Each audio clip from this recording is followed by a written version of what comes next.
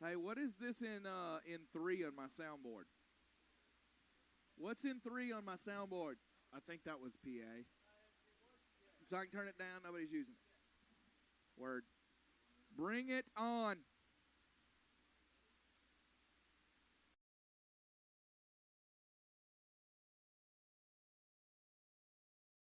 Camps of Faulkner University in Montgomery. 6 overall, game 3 today.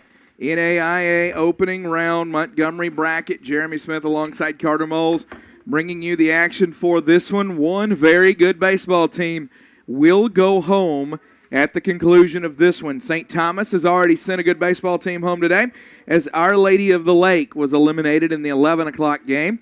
That moved the Bobcats into this elimination game against Freed-Hardeman, who has been sitting since last night after their game against Vanguard. Carter Moles, we've got 2 really high-quality teams here. The number 13 team in the country in St. Thomas and a Freed-Hardeman team that is receiving votes that has played like a top 20 team at times this year. What do you expect in this one? I expect absolutely all the unexpected to happen. Yeah, this is kitchen sink versus kitchen sink in a survival game. Yeah, loser leave town match. There's going to be nothing left on the table. It should be a lot of fun tonight. And you've got a really good uniform matchup as well. Oh, listen, the baby blues for St. Thomas are the best uniform of the tournament so far. Like, those are really high quality uniforms, and I like the maroons for Freed here as well. So, good uniform matchup, but let's talk about this pitching matchup on the hill for St. Thomas. On the hill is Yordi Cabrera. Cabrera 3-0 on the season. 10 appearances, 9 starts. He's gone 31 and a third innings.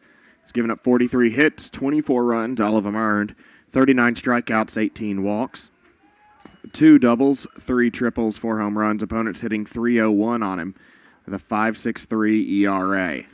Zach Sanders leads it off for Freed-Hardeman. He's the second baseman in this lineup. An 0-1 count on him right now. Cabrera delivers. That one fouled back 0-2.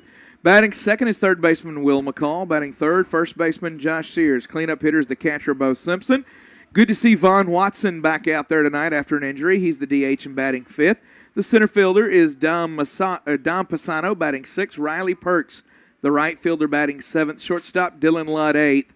And the left fielder Christian Busby ninth. Cabrera delivering the 0-2. That one just misses the outside corner. 1 ball, 2 strikes. Defensively around Cabrera. Behind the plate is Monejar, Montrana at first, Scholler at second, Quintana at short, Rivero at third, Montesino in left, Guerra in center, and Fernandez in right. The same lineup they deployed at 11 o'clock today, with Eric Estevez as the DH. So exact same 1 through 9. 2-2 pitch from Cabrera to Sanders. Cabrera rocks and fires. Ground ball fouled. We'll do the 2-2 pitch again.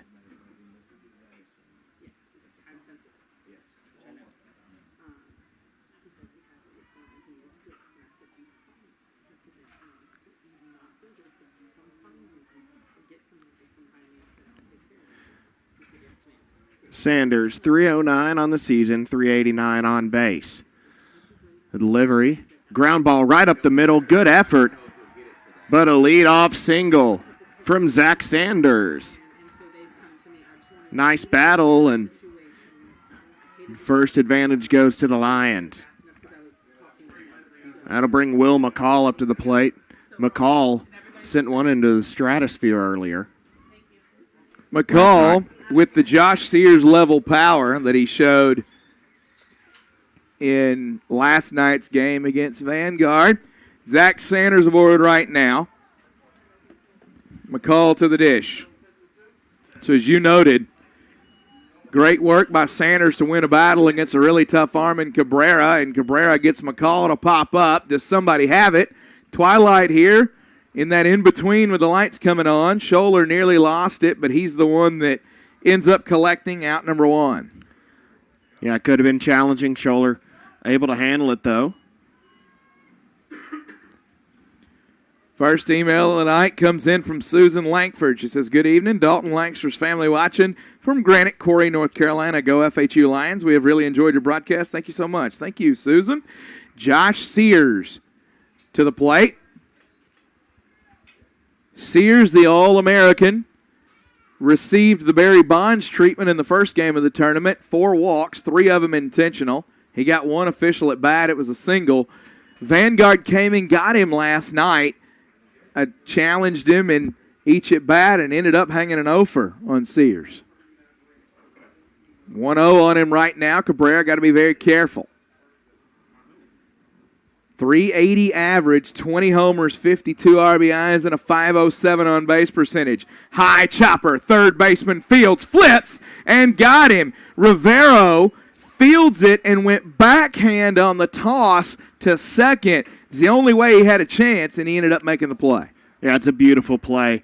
I didn't think he had a shot at even getting one out there, and able to get the lead runner. So 2 gone now for Bo Simpson. Simpson had the first big blast for Freed-Hardeman in this tournament. It was a triple high off of the batter's eye in left center field. He's got to come up with something here if Freed-Hardeman is to score in the first. Cabrera delivers. Simpson fouls it straight back.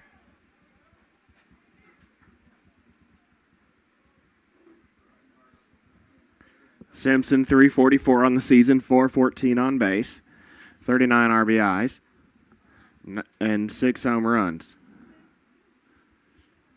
No balls and a strike. Cabrera. Nice pitch that time. Simpson couldn't time it up. 0-2. Yordy Cabrera, another native of Miami. As we've mentioned several times throughout this tournament, you don't have to go too far to get great talent in Miami. No. And St. Thomas. George Perez has really built that roster with a lot of hometown guys. And that's there's a lot to that beyond just the talent and the construction of the roster. And I would think that that's a really good thing for chemistry as well in terms of guys having the similar background. They know the same places. But you think about when people who are attending your games, you got family there. You got people who have grown up watching these kids play. Simpson, fly ball, high right field, and squeezed on the warning track by Fernandez. The inning is over. Cabrera works around the single, no problem. We go to the bottom of the first. No score. NAIA opening round, Montgomery bracket.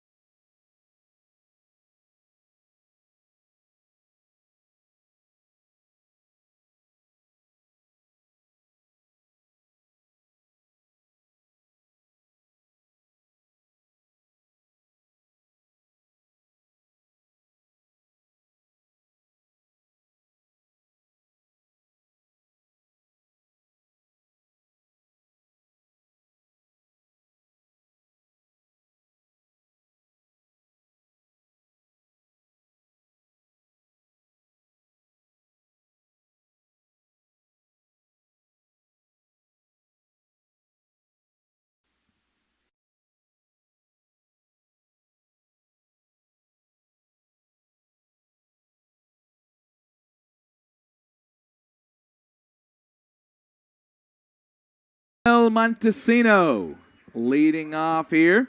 And he'll take strike one on the hill for Freed-Hardeman. Tyler Duskin, the number's on Duskin. Duskin enters with a 1-2 record, 15 appearances. This is his third start of what will be the 16th appearance. 41 and a third innings of work. He's got a 4.79 ERA, allowed 59 hits, 29 runs, 22 of them earned, 39 strikeouts with 13 walks, 9 doubles, 8 home runs. Opponent's hitting .337 on the lefty. He'll miss high on that one. That'll move it to 1-2. The lineup for St. Thomas. The left fielder, Emmanuel Montesino, leading off. Center fielder, Gus Guerra, bats second. Third baseman, Alejandro Rivero, is the three-hole hitter. Catcher, Daniel Mondejar, is the cleanup hitter as Montesino drops that one into right field.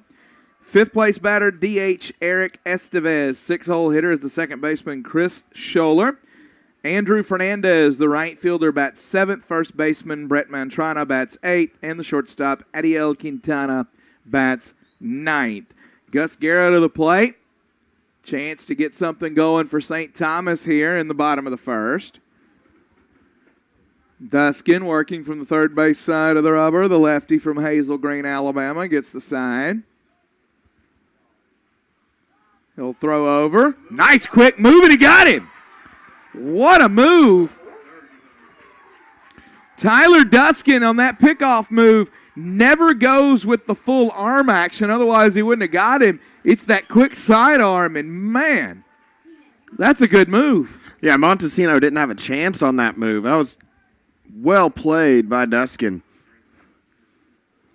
Duskin delivers. Rip, second baseman, and it'll get past Sanders. So how big was the pickoff now?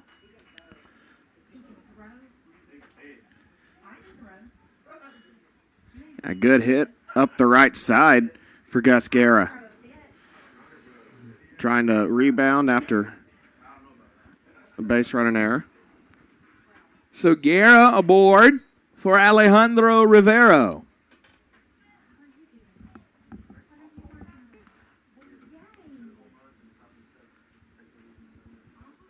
Rivero, 374 on the year, 11 homers, 53 RBIs, and a 436 on base percentage. There's the move again. And Guerra had seen it once, so he's back.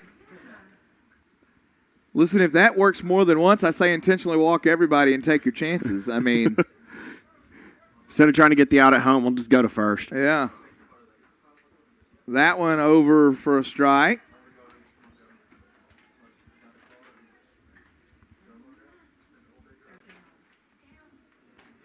Duskin comes set. Throws over again, and Guerra not lingering far from the bag there. And Guerra has stolen 11 bases on 15 attempts. 82 stolen bases on 122 for St. Thomas this year. That one ripped past the third base coach. It'll make it 0-2.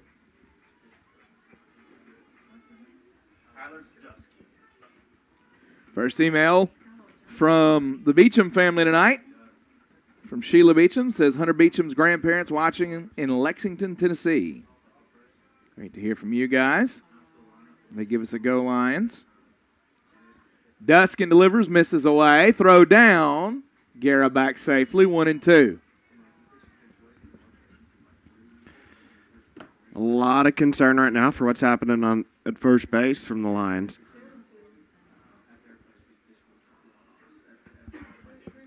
Duskin gets the sign.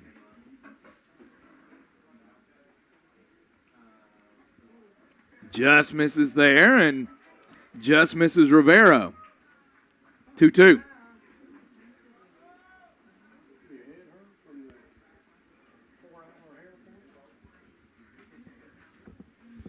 Duskin peers in for the sign again. Guerra inches off, now back. Slap foul again by Rivero.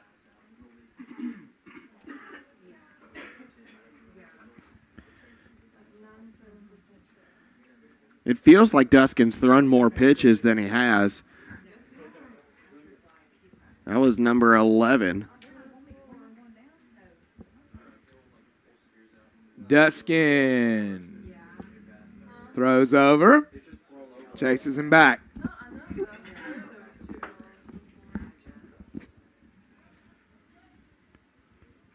So Duskin has 10 pitches. I think that's about how many times he's thrown to first right now, but that moves quick, and it's going to be effective for him. That one misses high.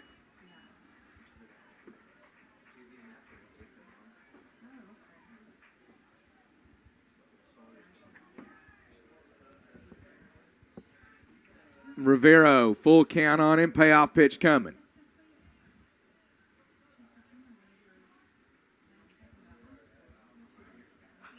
That is a high fly ball, left field foul. It is a shot, but foul. You may have known that. He's sitting down there in his haters. I'm not kidding. You remember? I'll tell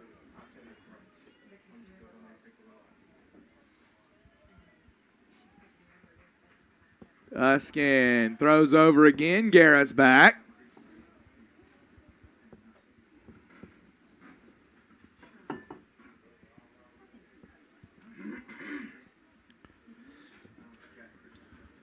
Payoff pitch coming again to Rivero. That one foul ball. Good battle continuing here between Rivero and Duskin.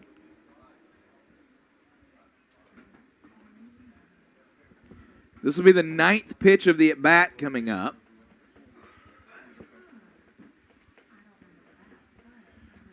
Feels like Rivero's been up there for about 6 minutes.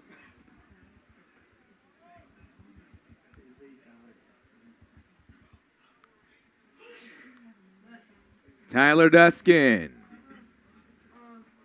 Time called by Rivero.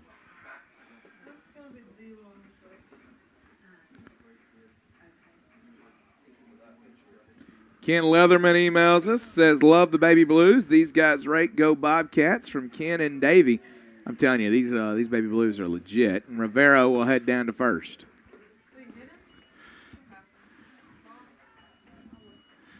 So Duskin throws one outside and couldn't get him to chase there. So the walk to Rivero puts Guerra over to second, one away. For Daniel Mondejar.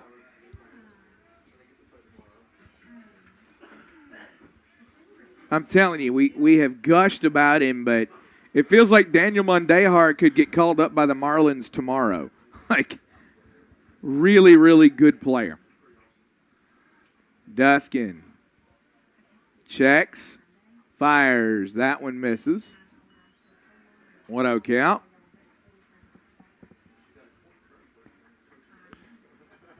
Had a monstrous game earlier today. He did indeed. Single, double, homer, 4 RBIs. Threw out the only base runner that tested him. Misses away, 2-0. 5 for 9 through the tournament. Nice little .555 batting average. I'd say that'll play. 389 on the year, 11 homers, 42 RBIs, and a .451 on-base percentage for Mondejar.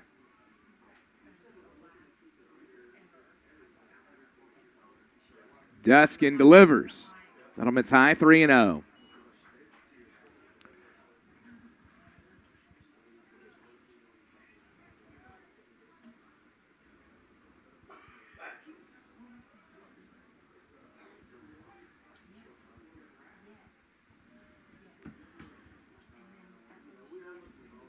See if Duskin can get over 3-0. Mondejar was going for it, couldn't get it, 3-1.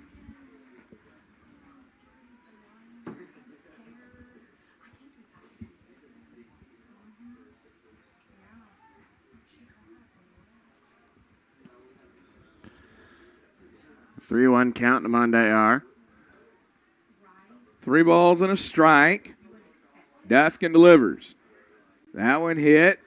Right center. Pisano over. He'll make the catch. Guerra tags and now retreats. 2 away. Pisano had one of those moments last night that nearly turned the tide of the game. They're down 2-0.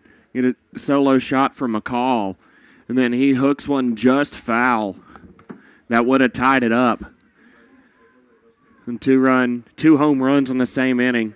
I think it would have been a completely different ball game had that one stayed fair. Absolutely 2 away now.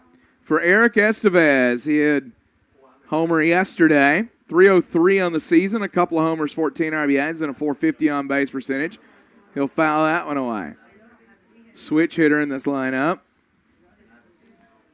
Duskin. Ahead 0-1. Listen, for sheer bravado, Tyler Duskin makes the all-hair team. Absolutely. Unanimous selection. Undisputed. He'll check and deliver. Outside, gets the corner, 0-2. Love. He's just let the main go. He lets it flow. He looks like a dude you'd see at a Chris Stapleton concert. He looks like Chris Stapleton. Yeah, there is a lot of Chris Stapleton there. 0-2. Duskin delivers. Misses away, 1-2.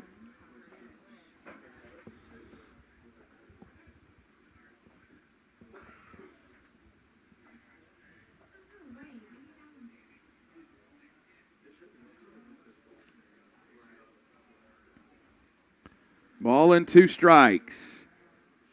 Big cut, can't get it. Estevez is retired. Duskin works out of the jam. No score as we go to the second here in the NAIA opening round Montgomery bracket.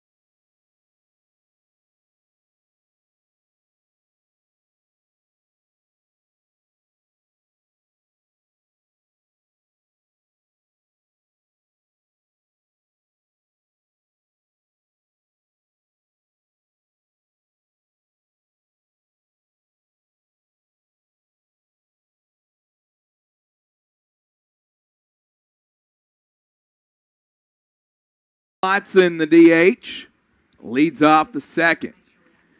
Good to see Watson back out there. He was 0-2 last night.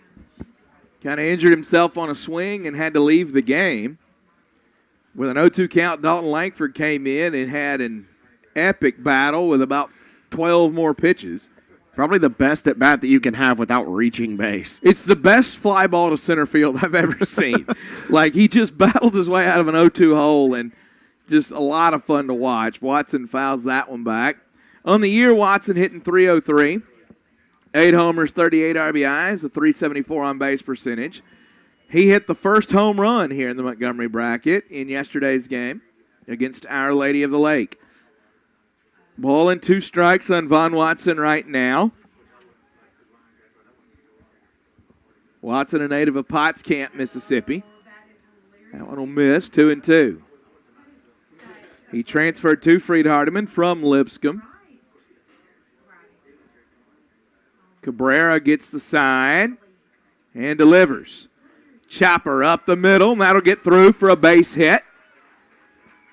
And Vaughn Watson is aboard.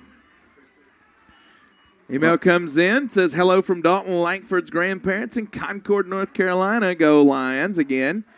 Home of the best Americana band in the world. My favorite band, the Avett Brothers. Shout out to Concord, North Carolina people. Never been there. Here it's nice. I'm shocked you haven't been to a show there yet. Yeah, the only one in North Carolina I've been to was a New Year's Eve show in Greensboro several years ago. That was a lot of fun.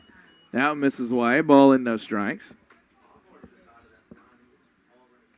Planning to go one in Manchester, Tennessee this year, though. That'll be fun. My first time going to a show on the Bonnaroo Farm. Dom Pisano, the center fielder, .274 average, 6 homers, 43 RBIs, and a .338 on-base percentage. He'll foul that one back, 1-1.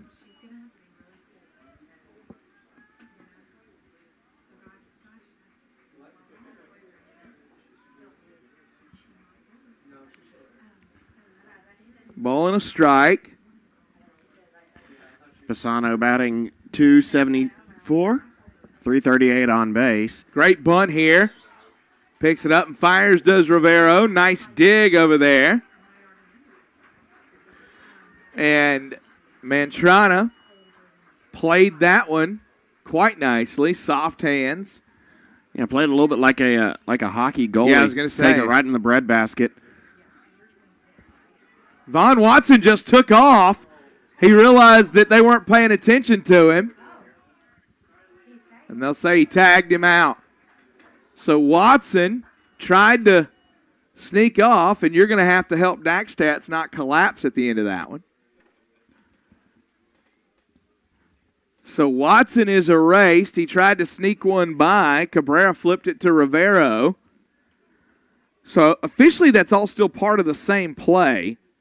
So it becomes 5-3-1-5. Did he ever get back to the mound? How does that start on the scoring? That one misses away. See, I didn't think he was ever back to the mound. Ball and no strikes on Riley Perks. We'll have to look back at that one. That was a weird sequence.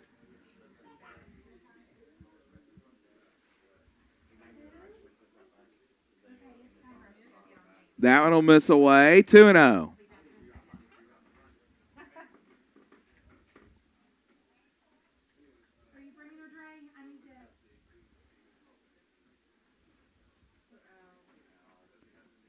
Two-0 count here.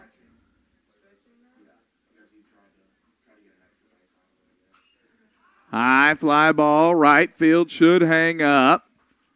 And Freed-Hardeman's potential for something in the inning dissipates quickly. Perks pops out, Scholler squeezes it, inning over. We go to the bottom of the second. No score. NAIA opening round Montgomery bracket.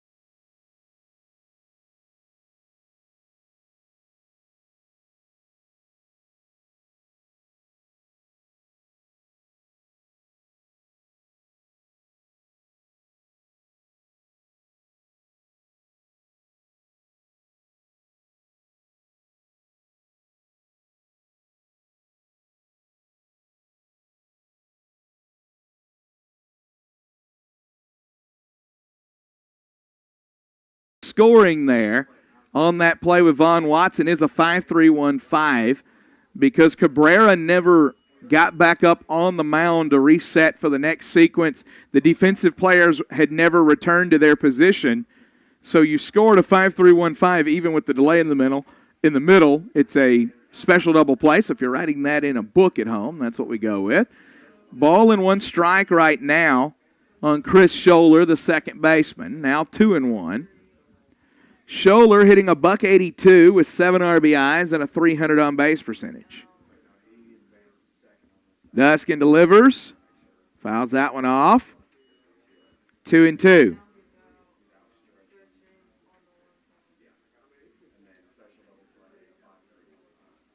Home plate umpire Kerry Day. One of my favorite umpires to call a game with because Kerry Day's strike signal leaves no question. 2 balls, 2 strikes. Duskin delivers. High pop-up. Duskin says, I've got it. He's called off by Josh Sears, who runs up the mound and then flips the ball to the third baseman.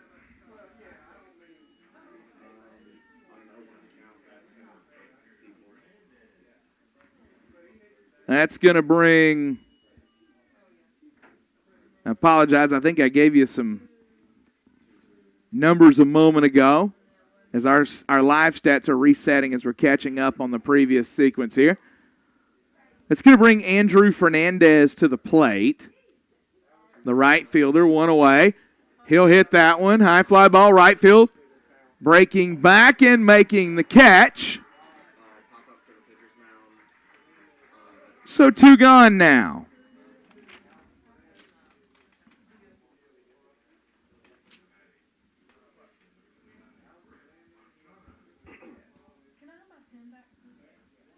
Brett Montrana to the plate. So the Josh Sears squeeze on the pop out, and then the fly ball to right to Perks. That one will miss. Ball and no strikes to Mantrana.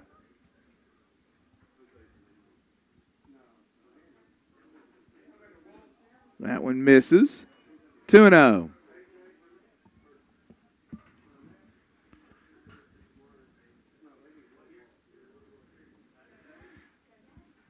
Mantrana awaiting his first at bat. High fly ball left field. That one is going to go. So Brett Mantrana, his first home run of the season. Couldn't have come at a better time for St. Thomas. Vaughn Watson just watched it sail right over the left field fence. And Mantrana, the second St. Thomas Bobcat today to get his first home run of the season. Yeah, great shot there, and he'd come into the tournament with just 3 hits, and he's got 3 so far at Harrison Field this week. So Adiel Quintana lifted his batting average 200 points in the first game today. That's pretty good if you can do it. He'll ground a short here. Dylan Lott up and firing, and the home run is all they'll get, but that's a lot. 1-0 St. Thomas leads as we go to the third NAIA opening round Montgomery bracket.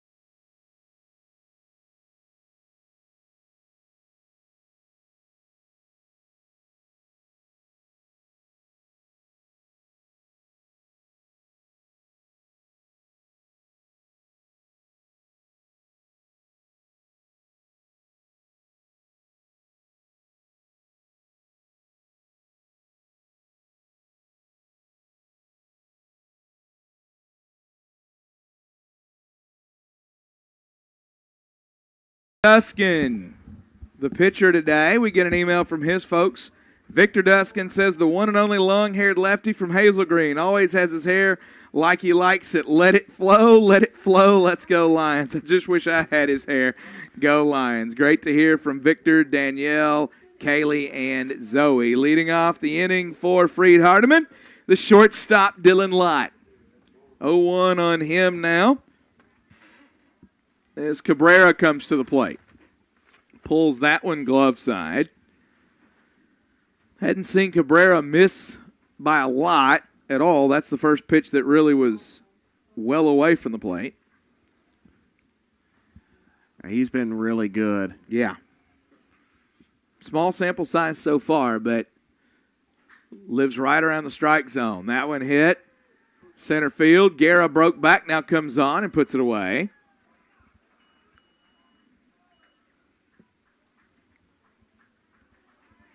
Yordy Cabrera now through 2 1/3, getting that ERA down closer to 5. You know, we talked about this a little bit earlier with one of the pitchers from Vanguard, but with Yordy Cabrera, it's kind of the same thing. You watch his stuff. It's kind of hard to imagine how opposing batters are hitting 300 on him because the stuff's good. Foul back. Yeah, good stuff and letting his defense around him work. But again, a lot of that, it looks like he pitches to contact and still averages almost a strikeout an inning. 0-1 count on Christian Busby, the left fielder. He's made a couple of great plays in left in this tournament. He'll hit it to the third baseman, Rivero, who's up and firing, and Busby's retired. So to Zach Sanders we will go. Top of the order for the Lions.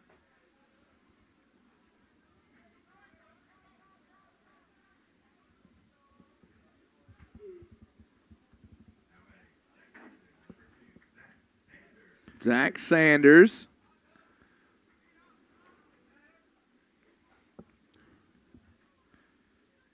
Steps in, awaiting the offering from Cabrera. Sanders had a base hit his first time. Cabrera delivers, misses away. That was a good at bat from Sanders and turned it right up the middle. Ball and no strikes on Sanders. Native of Mount Juliet, Tennessee. He'll take that one 2-0. You know, we've talked about this over the course of this tournament with a few exceptions. This Freed-Hardeman roster spans the state of Tennessee for so many of its players. That one misses, or actually gets the corner rather, 2-1. West, east, middle, doesn't matter. They find good talent from all over the state of Tennessee. 2-1, the count as Cabrera delivers. Chopper, foul, 2-2.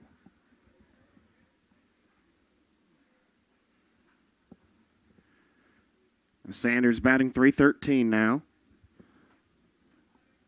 with 23 RBIs, a .392 on-base percentage.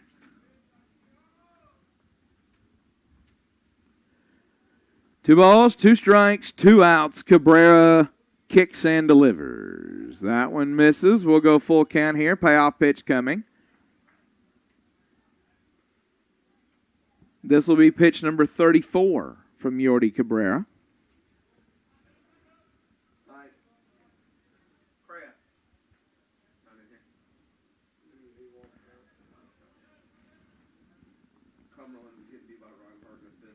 That one just fouled by Sanders.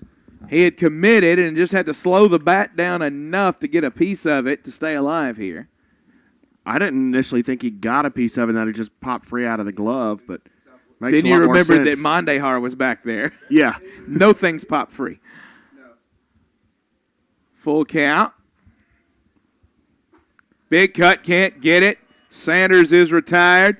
Cabrera picks up the strikeout. We go to the bottom of the third. 1-0 St. Thomas, NAIA opening round Montgomery bracket.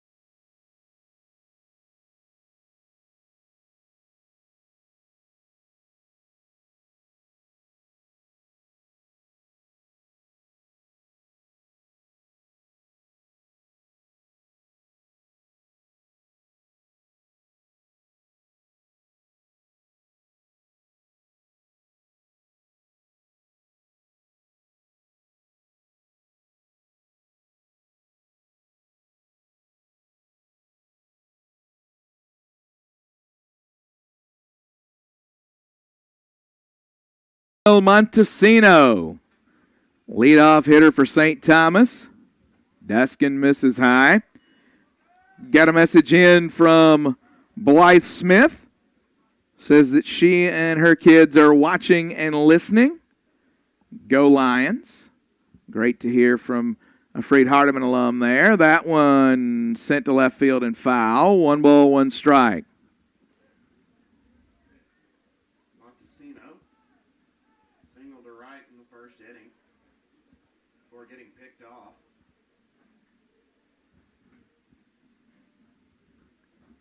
1-1 count. Misses away. 2-1.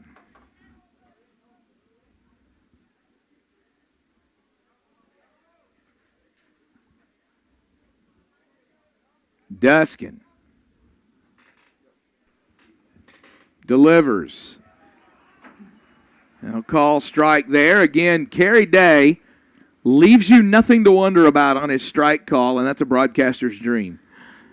2-2. Give us a pitcher that works with pace and an umpire that you don't have to guess at. We're good. Whatever else happens, we're good. Timeout taken. Email comes in from Margaret Good. Says, Nana from Naperville gives a shout-out to Drew Robertson. Go Lions. Keep up the good broadcasting, gentlemen. Thank you so much, Nana. Good to hear from you.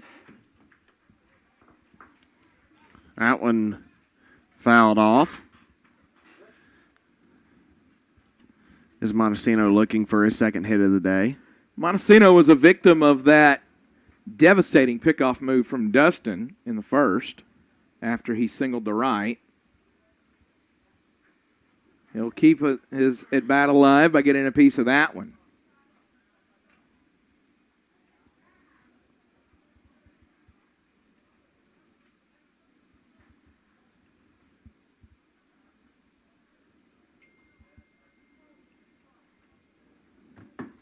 Two balls, 2 strikes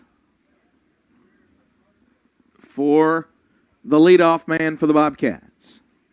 Duskin delivers. Big cut, can't get it. Emmanuel Montesino is retired. Second strikeout for Tyler Duskin.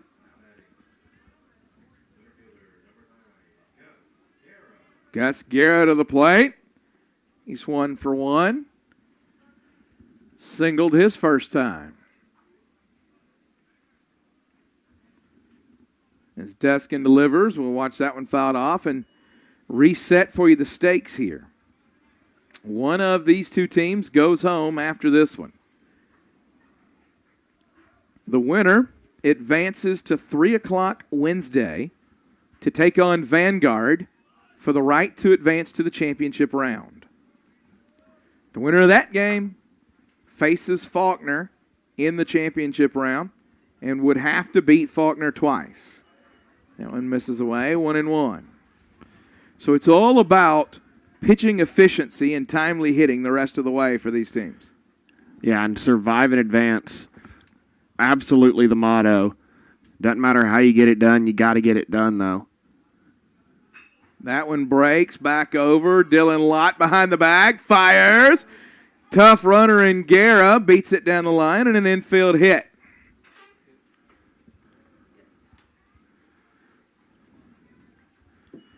I don't think Guerra realized that ball had popped all the way free. He breaks for second if he'd realized that, but he was just digging to try to beat the throw.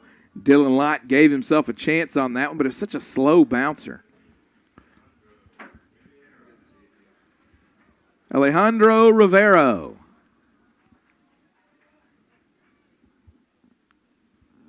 The third baseman to the plate.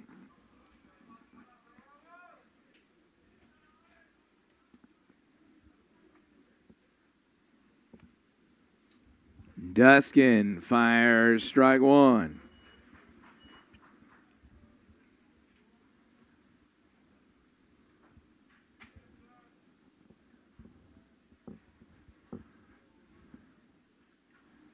Rivero walked his first time up. No balls and a strike. Duskin fires over. Guerra in on his belly safely. He and Duskin played that game a lot in the first inning.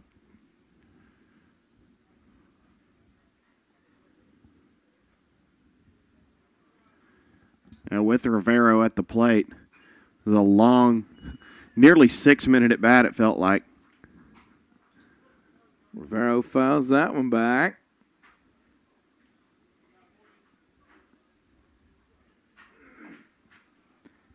This is one of those games very different than what we saw in the 3 o'clock game, the winner's bracket game.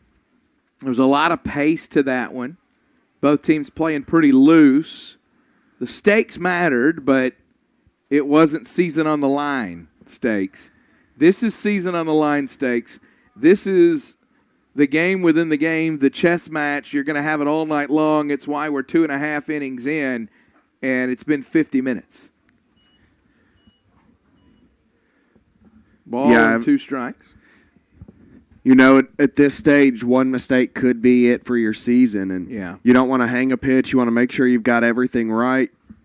Make sure your alignment's right defensively, and then let the ball fall where it may. Rivero rips it left side. Foul. Just foul. He would have been running for a while. He would have been. That was headed for that corner. There's a lot of foul territory here at Harrison Field. And if the ball bounces just right for the hitter and just wrong for the fielder, you can run for a long time. We saw that a couple of times yesterday from some hitters that managed to get triples out of the ball bouncing around for a little bit. That one hit to the second baseman. Sanders, runner in front of him, and lost his visual of the ball there. Couldn't glove it. So an E4 on Sanders.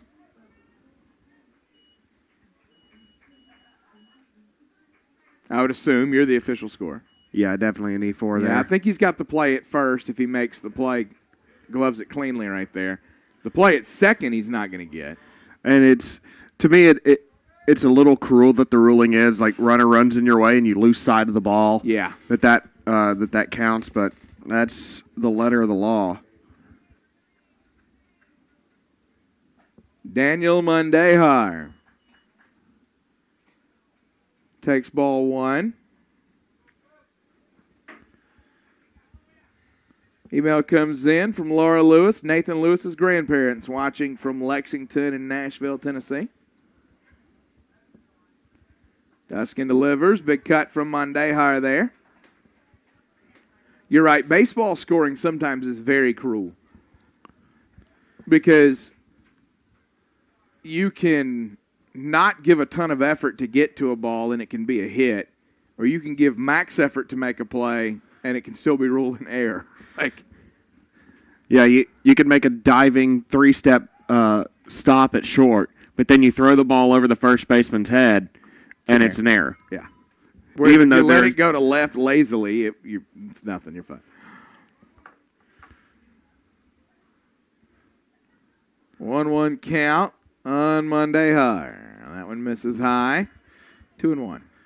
Which is why there's a whole bunch of support groups basically on Facebook in our profession. Just, hey, can y'all help me with this scoring? Because this is weird. One of our favorite moments I think, in the history of this job at the conference tournament, Loyola and William Carey in a big game. I think it was William Carey. Was it Mobile? I don't remember. It was Carey. So, and the Loyola fans are in attendance for that one, and one of their players hits a screamer, but it's right at the shortstop. He gloves it and drops it. He's on first, and they cheer when the official statistician puts error on the scoreboard. They boo the statistician. I was like, that's hardcore commitment. 2 balls, 2 strikes right now on Monday High with runners on first and second. And it went straight to the scorer's head then, too. He knew. Yeah. He knew. He became the scoring czar, ruling as a Roman emperor. Leaning out the window with thumbs up, thumbs down for hit or error. The Caesar of the scorebook. 2 balls, 2 strikes. Monday High awaits the offering. Big cut, can't get it. That's a big strikeout for Tyler Duskin. Yeah, you get a strikeout on one of the best bats in this tournament. In a big spot with a runner in position. Got to feel really good about it, but you got one more fire to put out. Eric Estevez, 0 for 1 today with a strikeout. Steps in. Guerra and Rivero take their leads. Duskin delivers. That one ripped left field. On comes Busby. He'll play it off the hop. Rounds third. No throw home. They're going to let Guerra score and keep Rivero at second. It's 2-0 St. Thomas. Little surprised not to see the throw, but Guerra really quick and didn't want to risk giving an extra base. Email comes in. Shout out to Denise Roberts, Nathan Lewis's Nana.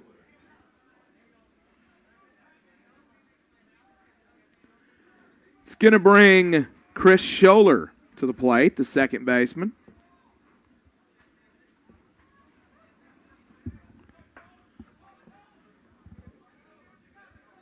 Scholler awaits the first offering. He'll take strike 1. Scholler 0 for 1 today.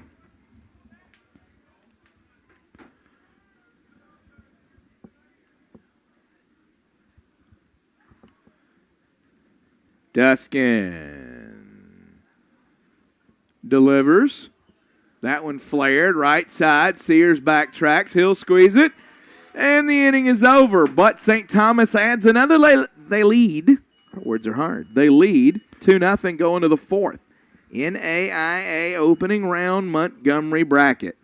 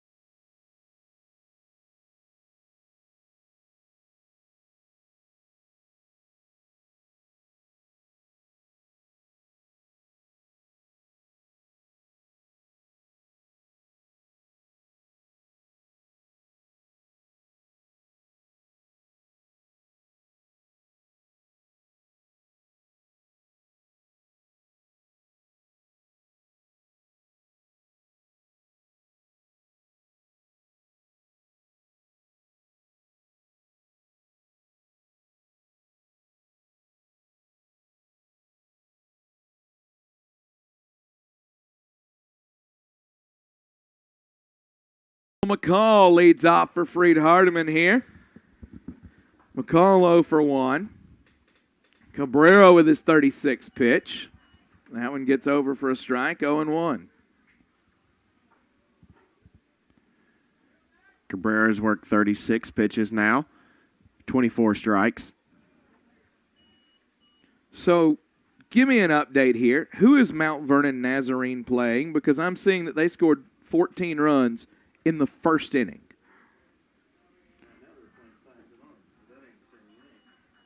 That one over. Ball and 2 strikes. Is that from earlier today? Because a 14-run first inning? Is that yesterday? What is that? That was today against UNOH. It's going on right now. They ended up putting up 15. It is 20-1 in the top of the 8th. So UNOH on their way to the end of their season, 20-1 in the top of the 8th. Wow. McCall, high left center. Guerra tracks it back. Just enough room. Wind really doing nothing right now. If it had been blowing the way that it's been blowing all day, that thing's in the trees out there. Yeah, it was a good cut. I thought even without wind, that one had a chance. Really well played by Guerra. Kept a hand out to feel for the walls and not run straight through it. You and I have seen a couple of center fielders in this tournament new to this ballpark struggle a little bit with the wall there. The angle in center and the high batter's eye. Guerra has played it well this entire tournament. Yeah, he's been very solid out there in the 8 spot. That one misses for Josh Sears. He's ahead, 1-0 in the count. He's 0 for 1 in the game with a fielder's choice. Grounded to short. Only 1 hit in the tournament so far for Sears. He'll take away 2-0.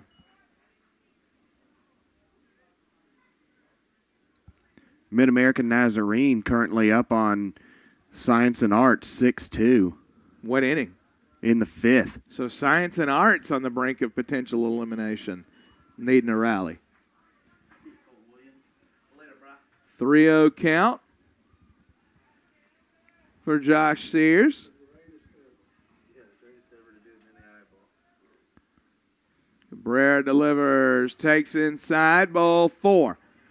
So Sears, who walks, I don't know, about as many times as he, gets out of bed. I think even when it's not a game day, he goes ahead and practices a 90-foot stroll to first. Yeah, when we were doing COVID testing, I saw him today, and I was like, yeah, I went ahead and pointed a first for you. Yeah. He's walked now 5 times in this tournament. 2 of them been non-intentional. Yeah. Now, whether those were the intentional, not intentional or not. Right. Ball and no strikes on Bo Simpson.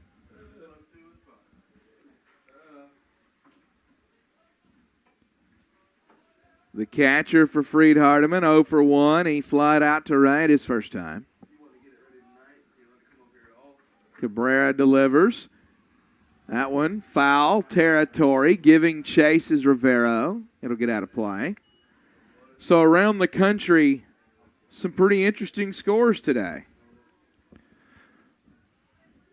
Hope International beat Georgia Gwinnett 8-5.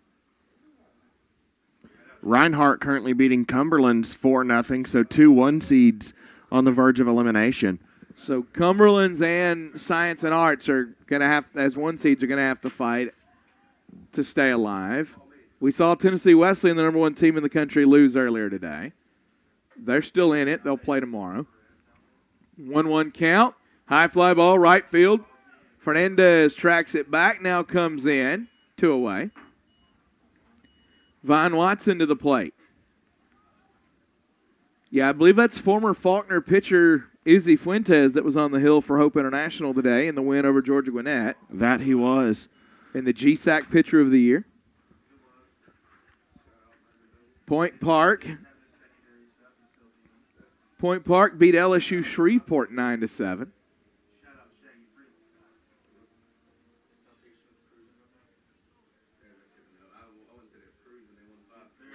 Vaughn Watson, left side, fielded by Rivero, up and firing. Great play by Rivero to get Watson St. Thomas up 2-0 going to the fourth. NAIA opening round Montgomery bracket brought to you in this one by the Faulkner Sports Network.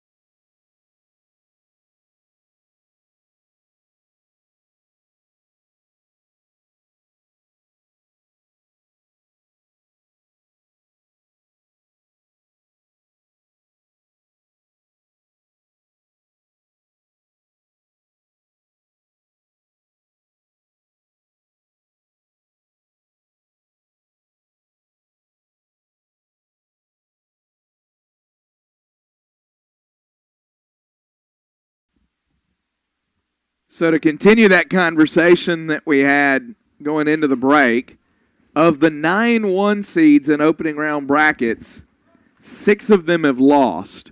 Central Methodist just getting started. They weren't able to play yesterday. Yeah, Central Methodist largely in control of that one currently. That one fouled back by Andrew Fernandez, the right fielder. He's 0 for 1. He flied to right his first time. Yeah, they're up 16-4 over McPherson right now. Yeah, I'd say they're probably in good shape right there. 0-1 is the count as Tyler Duskin gets the sign. He delivers, misses away. So Southeastern, Oklahoma Wesleyan, Central Methodist, those are the 3 1 seeds that win that initial game. All of the others lose. Yeah, and it lost in the second that are 2-0. Lost in either the first or the second game. Gotcha. Pop up. Sears calls off Sanders. Yeah, it's only 2-0 1 seeds right now. Central Methodist on their way to 1-0. Laura Lewis emails. Says, and I've got to catch up with you here, Laura, because I think, all right, talking about Bo Simpson. So apparently Bo Simpson, and that's a foul ball. This is not surprising. We met Bo Simpson earlier. Bo Simpson definitely has this vibe. Laura Lewis says Bo Simpson owns his own hemp farm in Ripley, Tennessee. And has 3 siblings. All 4 children played college sports. That's incredible. It's pretty impressive. Duskin puts that over for a strike. Brett Montrana homered his first of the season in his first at bat to put St. Thomas up 1-0. It's behind 0-2 here. Duskin delivers. Big cut. Can't get it. Mantrana's retired. I think Duskin remembered the homer. Yeah, kept him down in the zone the whole time and got the strikeout. Emma Robbins emails from Dyersburg, Tennessee, says, let's go Lions. Margaret Pickard from Roland, Tennessee, gives us the go Lions. A lot of folks from our neighboring states of Tennessee and Florida watching this one. That'll miss away. 1-0.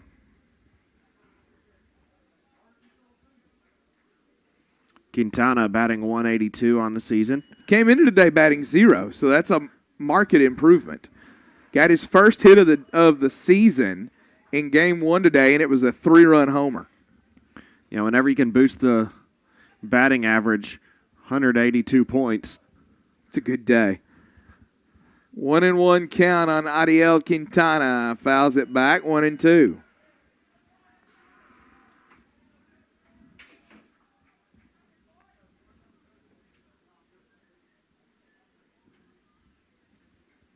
Duskin gets the sign. Turns and fires. Fouled away. Keeps the at-bat alive, does Quintana. Duskin trying to keep this inning efficient. Over the 65 pitch mark now.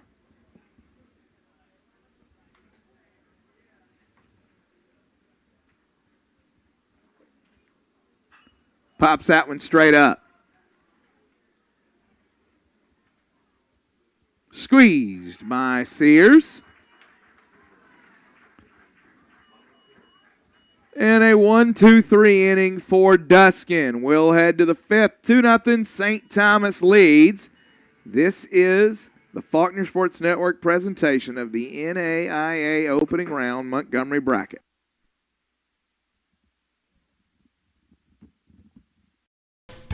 I don't know if there's anything I like better than good barbecue. Full Moon has the best barbecue and best smoked wings in town, and those onion rings are out of this world. Go by after the game and use your ticket for a buy one get one free barbecue sandwich. Say hi to Chris in person at 7660 East Chase Parkway or give him a call at 334-676-5999.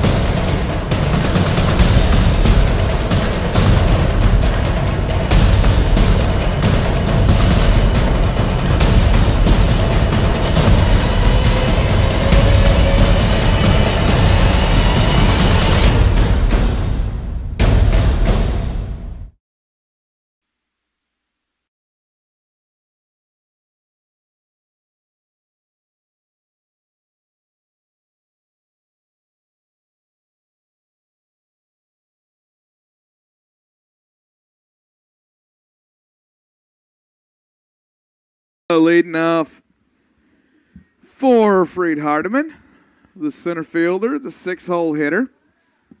Dropped down a sac bunt his first time. Part of that odd sequence where he got Von Watson a second, then Von Watson tried to sneakily stretch it to third, and Cabrera flipped to Rivero to retire him. No balls and a strike after the foul ball from Pisano.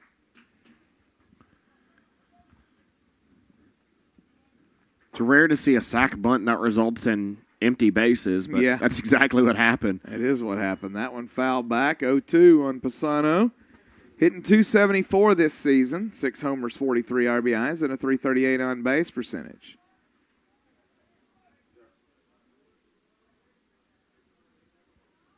.02. Coming to Pisano. He'll take low, 1-2. Email comes in from Don Purvis. Says Purvis, back watching from Freed's campus. Let's go, boys, get them bats going. John Lewis emails about Dylan Lott. Says, how about this? Dylan Lott was commissioned as an officer in the Marine Corps last Saturday. That's incredible. That is incredible. That one flipped through the left side. Pisano with a base hit. So, thanks for the info on that, John Lewis. And Dylan Lott with a commitment to service. Thankful for that. It's those stories, you don't hear them a ton. We talked yesterday about the champions of character for Vanguard this year. I believe Andrew Schmidt's his name. Yes, it is. And he's traveled with his team, but he's not dressing, not playing. He'll head off to begin his military career next week.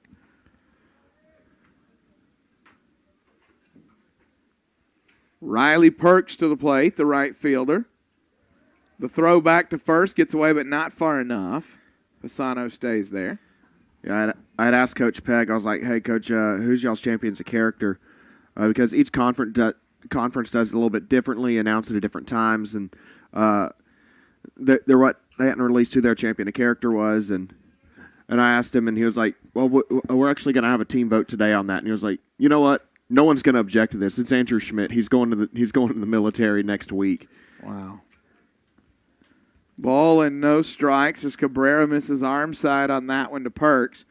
Perks hitting .268 this season, 2 homers, 17 RBIs, gets on base at a 40% clip. Conversation here. Cabrera may have hurt himself on that last pitch as the trainer comes out. Let's see how Cabrera is. He is at 53 pitches right now.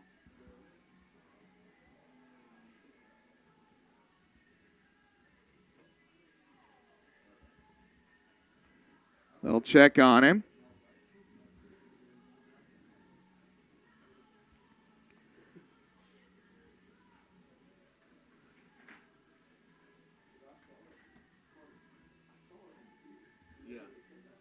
I want to apologize. We know you guys are letting us know about the logo there on the screen. They had a software glitch. We have had some issues today. I think we've got it fixed now, do we not, Carter Moles? Yeah, it should be fixed now.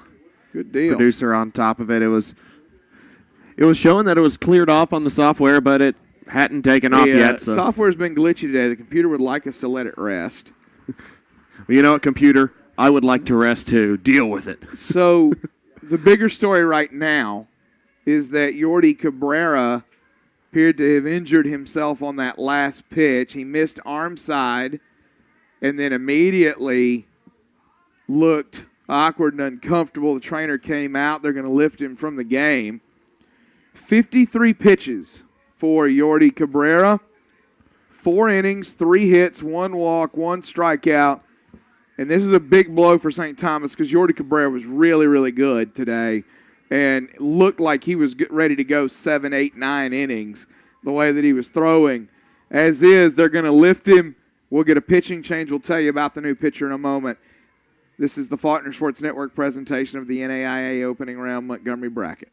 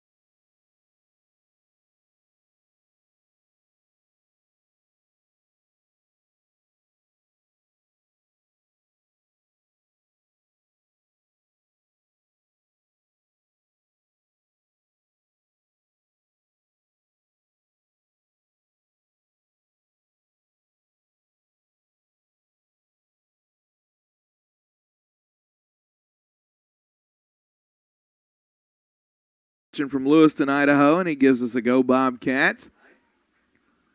New pitcher for St. Thomas following the Yordi Cabrera injury. There's freshman from Miami, Luis Gonzalez. Gonzalez enters with a 4.15 ERA, a 3-2 record. This is his 20th appearance. He's started 3 games. He's got a save as well, 39 innings of work. He has struck out 38, allowed 22 runs, 18 of them earned, 38 hits, 38 strikeouts to 17 walks, 5 doubles, 2 triples, and 6 home runs. Don Pisano's the runner at first. Riley Perks is the batter. He fouls that back for a 1-2 count. Email from Ken Leatherman to give a shout-out to Chris Scholler, Gus Guerra, and Chris Koipel. For the Bobcats, Chris Koipel was effective, very effective today. Pitched all 9 innings for St. Thomas, saved the bullpen in the win over Our Lady of the Lake. Riley Perks, 268 average on the year, popped to second his first time. And he is retired on strikes here.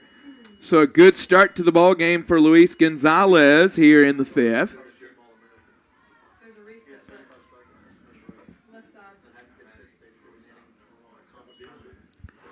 Yeah, nice start for Gonzalez there.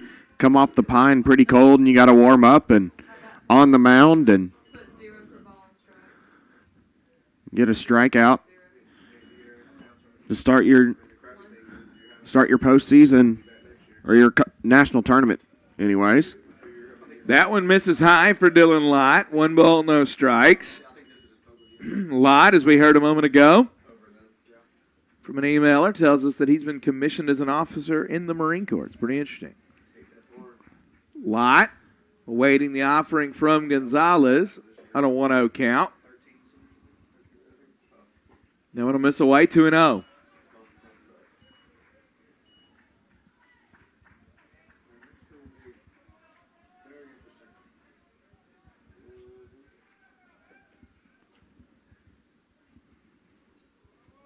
Lot of weights, big opportunity for Freed-Hardeman here. Try to cut into this lead. Need to get a runner into scoring position. There goes Pisano. He's going to try it. He swiped the base on Mondehar. It's the first time this tournament that somebody has swiped one on him. It's the first time Mondehar's throw wasn't absolutely perfect, and Pisano got under it, timed it just right. And a stolen base gets him in scoring position with only 1 away, and now a 3-0 count on Dylan Lott. So a really good opportunity for the Lions now. Absolutely it is, and I don't think Scholler or Quintana were expecting it at all. They were a little late to cover. They had been kind of pinched in on the other two, expecting a stolen base, but Pisano caught him napping, and Monehar didn't have the best throw there, but just well played by Dom Pisano. He doesn't go a ton, but he goes. When he goes, he chooses it wisely. He's now 9 for 9 on stolen bases this season. 3-1 count on Dylan Lott. RBI opportunity 180 feet away, and Dom Pisano. Gonzalez will step off and chase Pisano back. The Freed-Hardeman center fielder takes his lead again.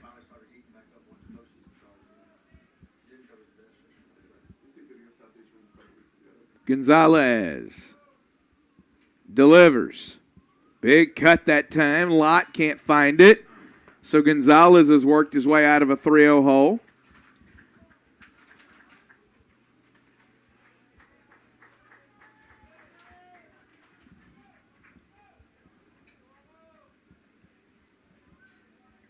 Pisano takes the lead.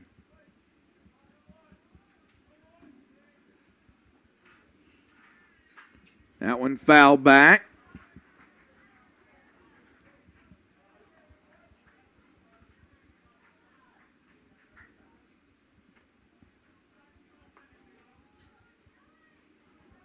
Full count. Once again on Dylan Lott.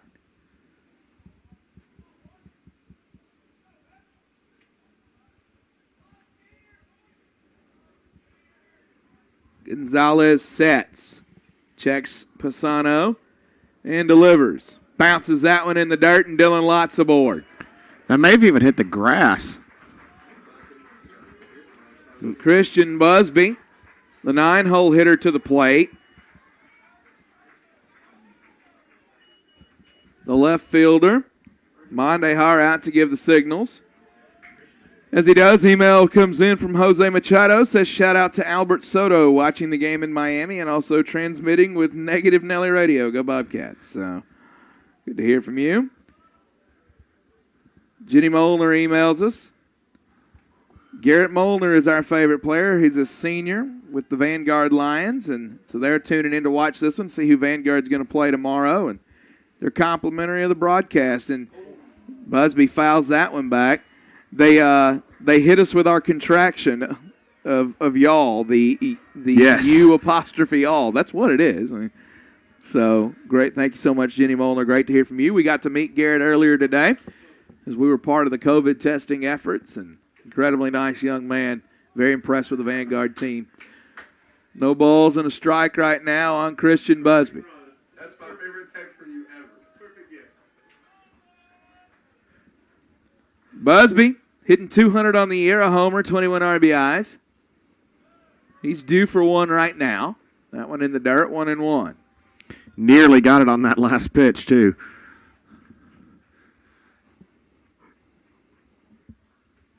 It's a tad bit late on it.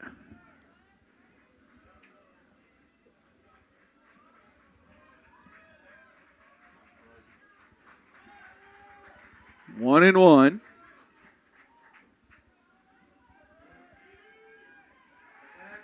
Pick-off attempt. Pisano beats it. Scholler tried to sneak in behind him.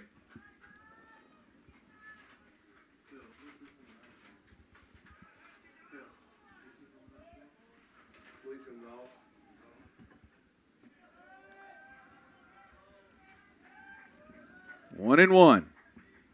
Busby awaits the delivery from Gonzalez. In the dirt, 2-1.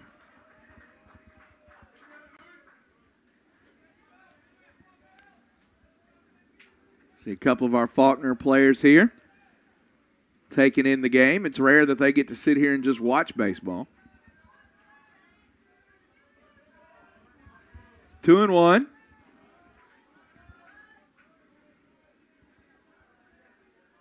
Busby awaits the offering from Gonzalez. Fell back 2-2.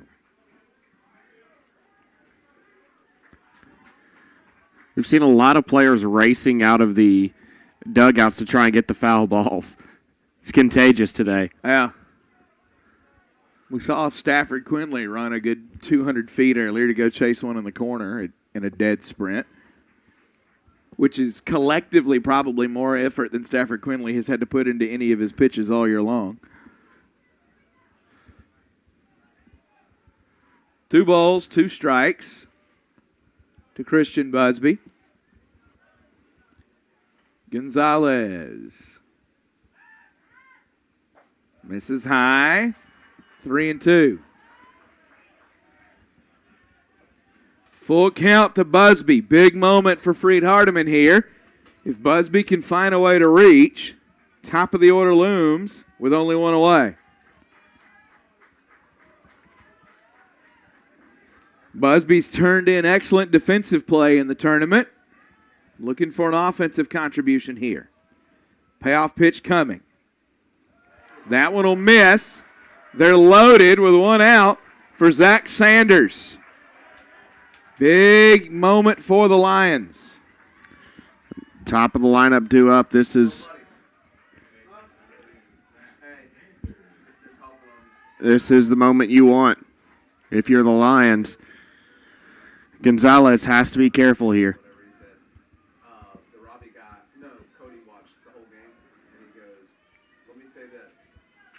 Sanders hit a single to start the game.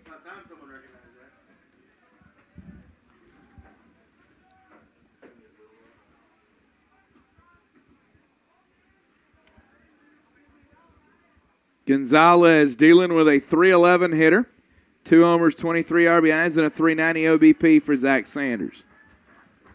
Big moment here for the top of this Lion order. You're not going to get a lot of chances less than 2 out, bases loaded, and your hitters coming to the plate with the top. But Sanders has been good this tournament. He's ahead 1-0 now. Gonzalez delivers. Misses away 2-0. I see some stirring but no throwing in the pen yet. Maybe some stretching. Kind of hard to tell from the angle if anybody's warming for St. Thomas. So Gonzalez going to have a little bit of runway here.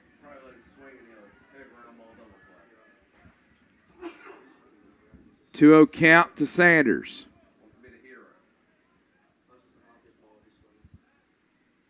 Misses away 3-0.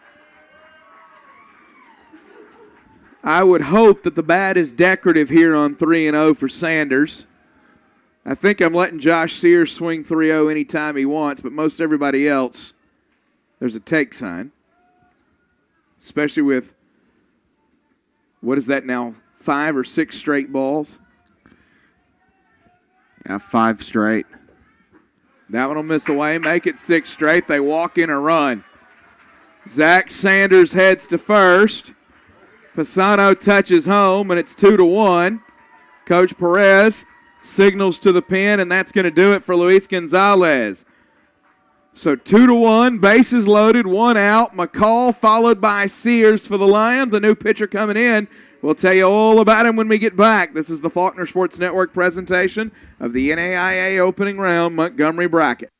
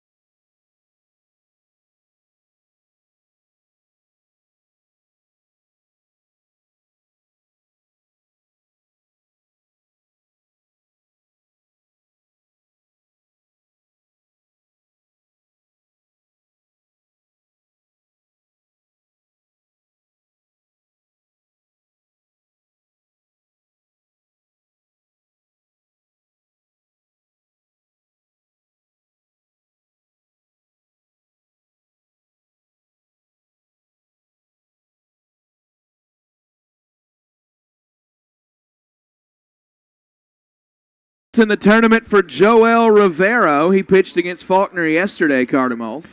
Yeah, he took the loss. So in that one, pitched an inning and a third. He allowed 2 hits through 6 at-bats, 2 runs, 1 earned, 2 walks, and a strikeout. Will McCall calls time. On the year, Rivero, 41 1/3 innings of work. 228 batting average against 47 strikeouts. That one gets away, the tying run coming home. And Dylan Lott ties the game. First pitch from Rivero, an inauspicious beginning. I was going to tell you he's got a 3.05 ERA. He's being faced by Will McCall, who is hitting .390 on the year.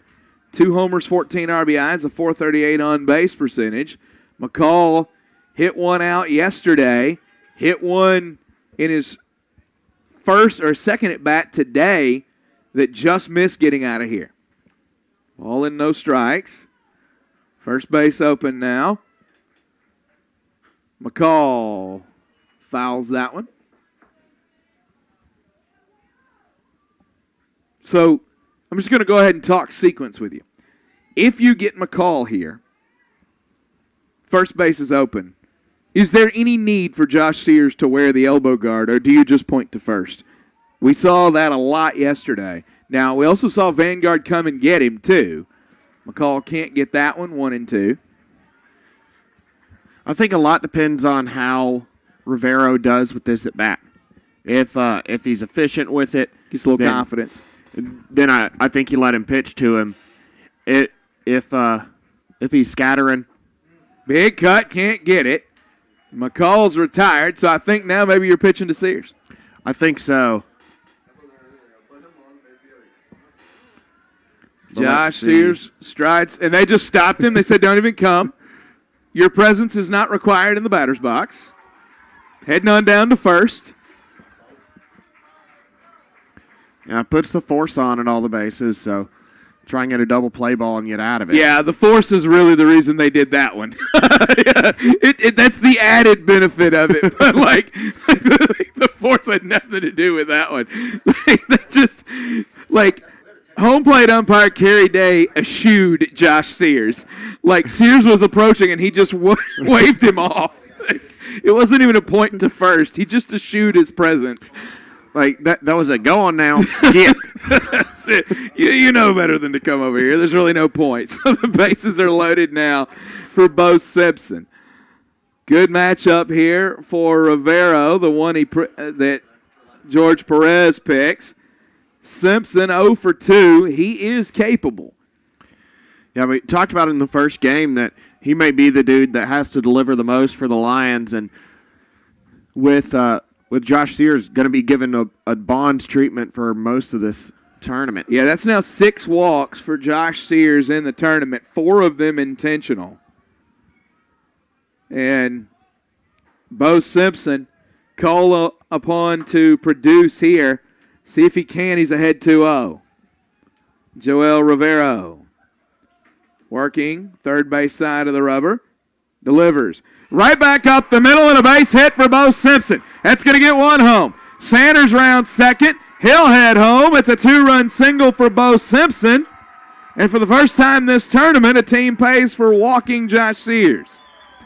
Great delivery by Bo Simpson right there. Came through big. Big time hit right up the gut. And this game's flipped on its head.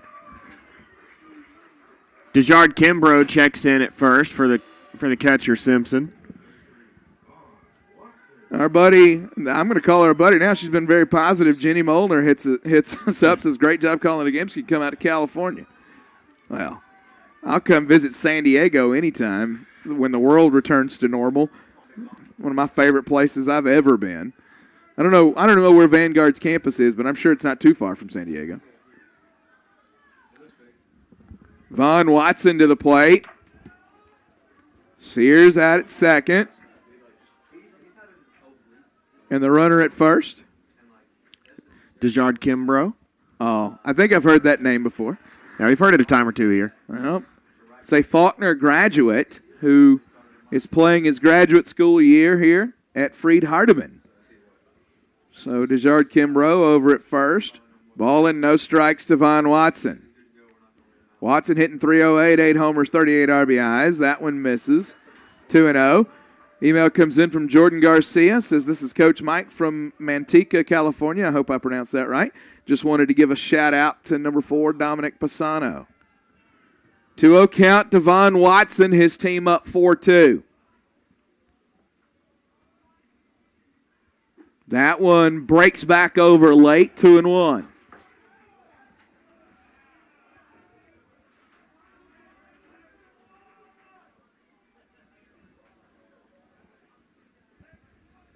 Watson trying to keep the rally going here.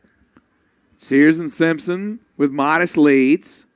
Or Sears and Kimbrough. He's not on my live stats yet, Dejard Kimbrough, so I was still calling Simpson. Now my live stats have updated. Watson kind of gets in on his hands there. He can't lay off of it, 2-2. Yeah, I think that was a defense swing more than anything. He's had a couple of those, and got to imagine he's still nursing that pull from last night when he left the ball game. 2 balls, 2 strikes 2 outs. That one misses in the dirt. 3-2.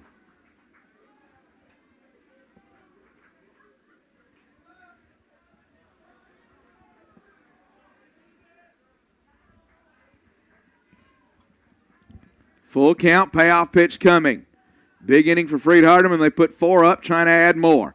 Rivero trying to put out the fire. That one misses. He'll walk Watson. Here's Dom Pisano, the 10th batter of the inning.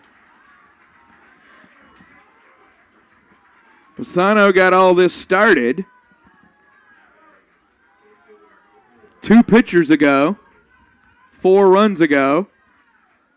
Looks like we'll have another mound visit here as St. Thomas is trying to keep the wheels on. I have a conversation with Rivero here. And Pisano had a sac bunt in the second. He singled through the hole at short earlier in the 5th to get this inning started. That was against Cabrera before Cabrera had to leave due to injury. Cabrera had been cruising.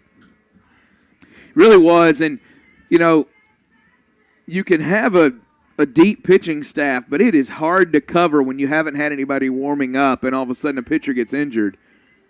And especially with runners aboard. So Luis Gonzalez inherited a situation and then wasn't able to douse the flames, and now Joel Rivero has inherited a situation and has not been able to douse the flames.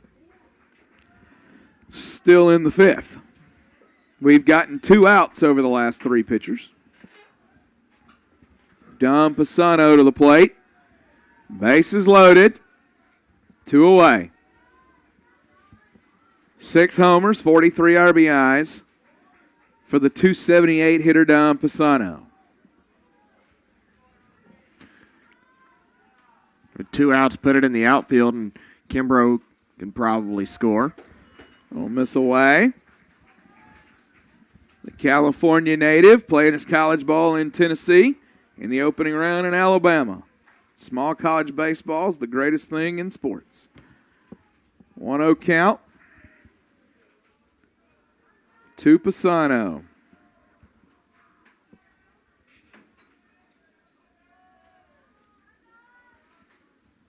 Time taken.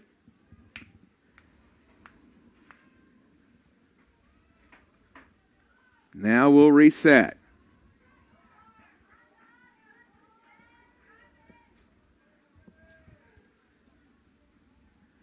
That one misses inside, 2-0.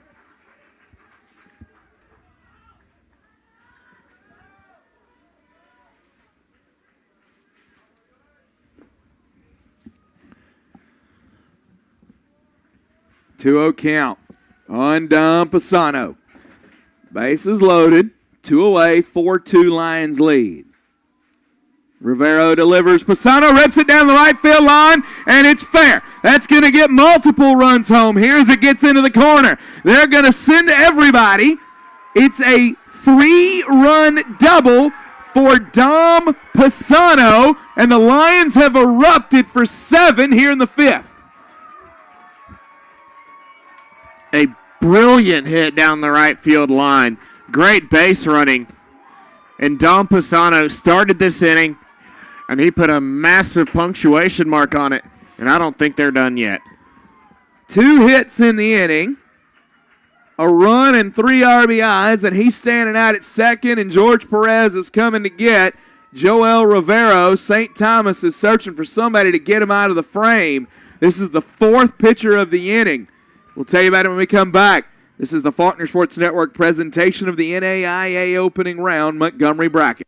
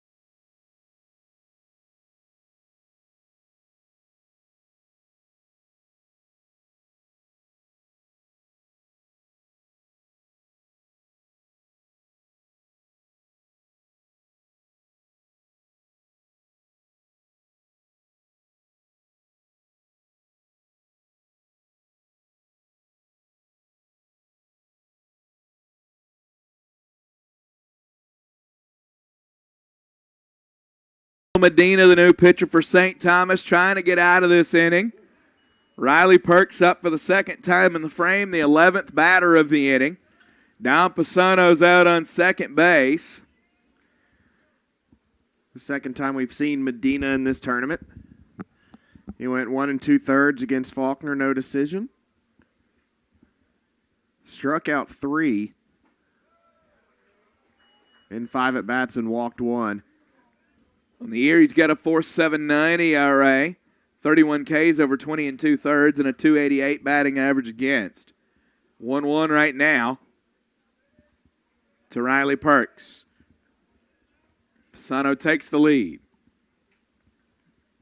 That one will miss away, 2-1. Again, Pisano singled to start the inning. Cabrera sustained an injury during the Perks at bat, on the first pitch of the Perks at bat. He had to leave. That brought on Luis Gonzalez. He couldn't douse the flames. That brought on Joel Rivero. He couldn't douse the flames. And now Fernando Medina, fourth pitcher of the inning, 7 runs after the fact. Yeah, Medina's inherited quite a mess and a ton of momentum.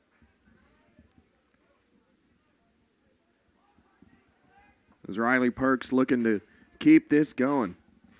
Two teams fighting for tomorrow. Ripped down the right field line, and the first base coach just hit the deck to save his life. Well, there was one direction to go that time, and it was either go there on your own or be forced there by unconsciousness. And he hit the deck. Dodge, duck, dip, dive, and dodge. Yeah. Ball and 2 strikes. Freed's first base coach trying out for the average Joes. Medina delivers, misses away.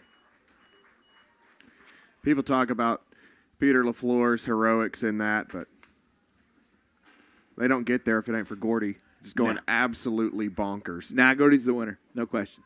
2 balls, 2 strikes, 2 outs. Perks trying to keep the inning alive. Medina trying to get his team in the dugout and get the bats going. High pop. Quintana tracks it. He'll squeeze it. The inning is over, but Freed-Hardeman scores 7 in the 5th. We go to the bottom half. 7-2 Lions. The Faulkner Sports Network presentation of the NAIA opening round Montgomery bracket.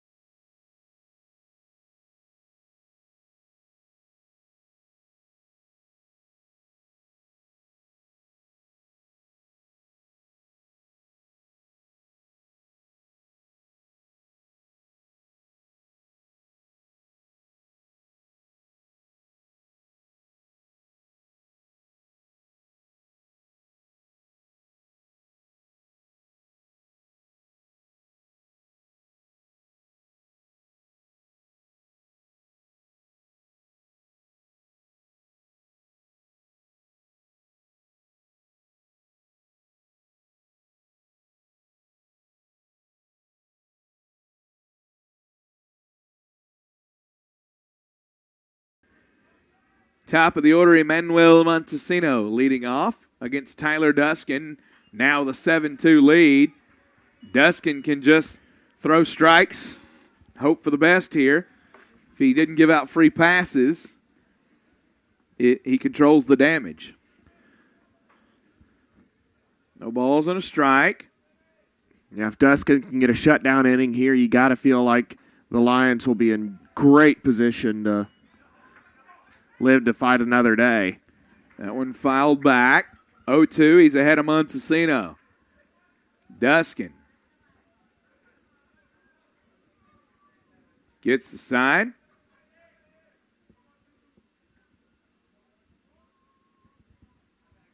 Turns and delivers. Foul back. Email comes in from the grandparents of Freed-Hardeman starter from yesterday, Alex Huey. Said Roy and Phyllis Huey watching from Lewisburg, Tennessee tonight. We were at the games yesterday. Grandparents of our favorite player, Alex Huey, pitching for Freed-Hardeman. Great to hear from you guys. More emails coming in we'll get to in just a moment. 0-2 count, misses away.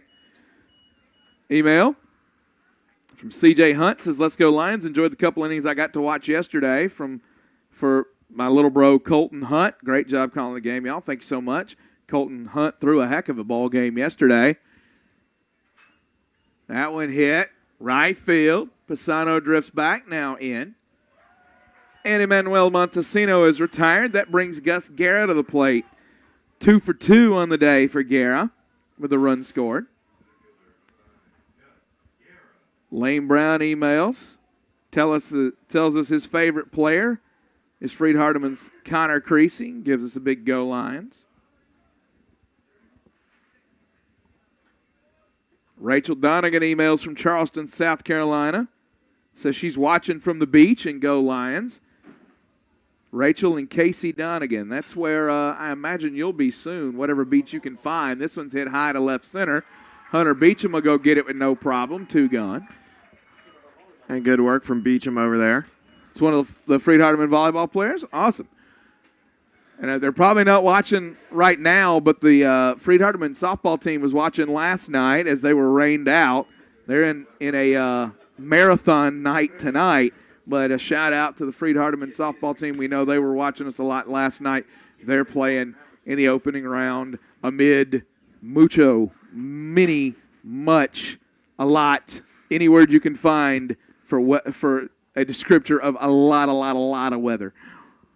Yeah, and pulled out a 3-2 win, I believe is the final score. In 7, they trailed 2-1 going into the 7th and got a 2-run shot to win it. So they came back to win that one 1-0.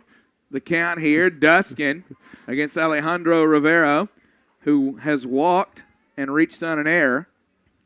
So those girls were rewarded with getting to play another game tonight at 9 o'clock opposed to playing another one at 11 o'clock. Oh, listen, yeah.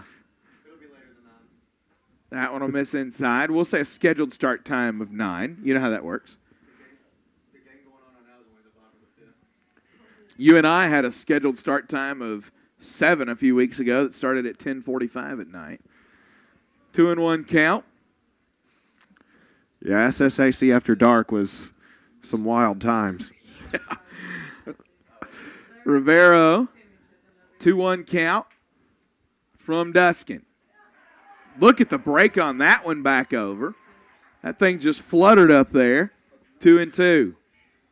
Justin Brown emails us, tells us that his favorite player is Connor Creasy of Freed-Hardeman.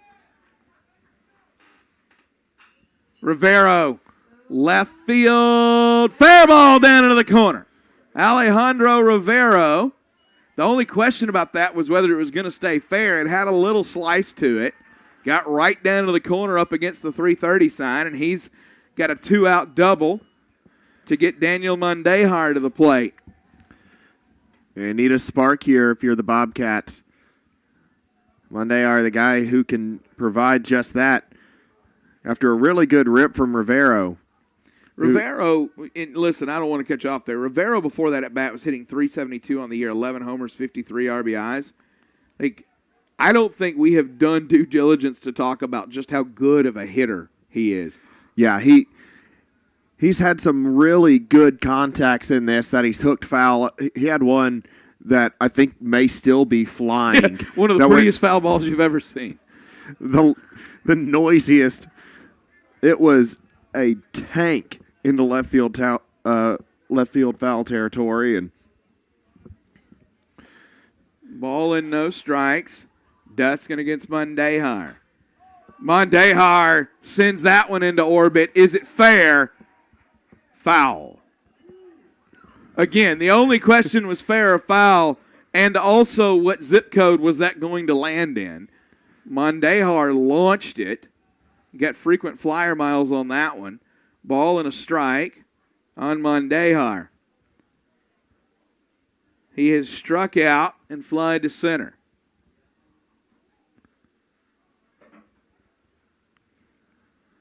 Duskin.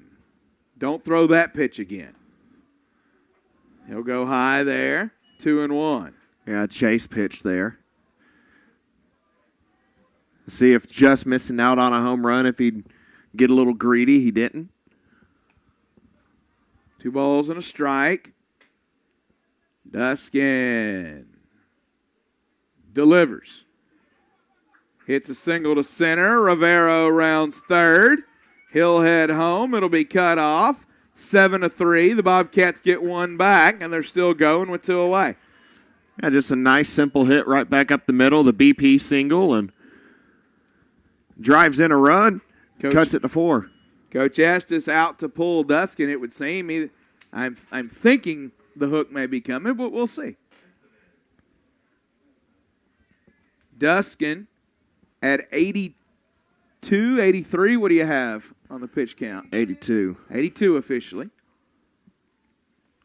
Yeah, it doesn't look like the hook's coming, just to settle down. Yeah, calm him down. Get Estevez, get out of the inning, and you figure it out from there. You'd like to get another one out of Duskin if you can.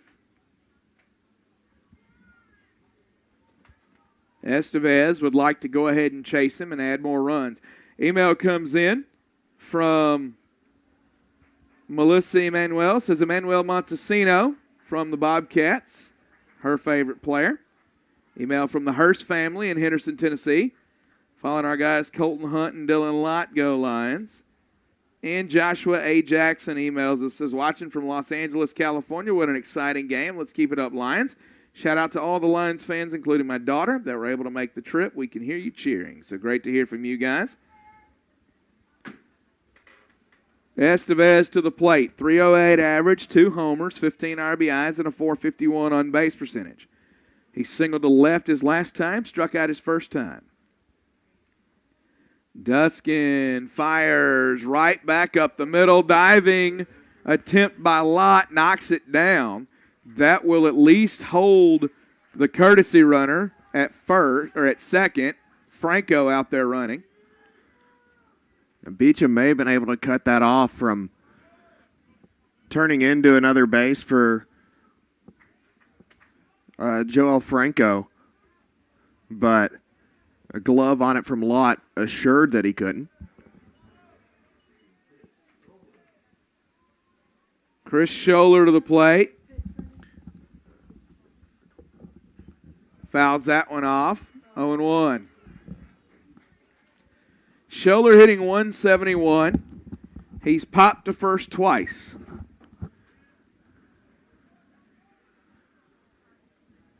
I think technically one of those was a pop out to the mound where Sears came over and got it. But either way, he popped to Sears twice.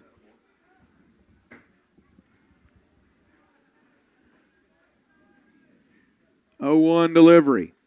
Misses away, 1-1. Duskin, not in that comfortable rhythm he had been in. Credit the heart of this St. Thomas order for knocking him out of it. One swing of the bat could be a starkly different ball game right now. Duskin sets. Delivers. Misses away. 2-1. Simpson tried framing. Umpire wasn't buying it.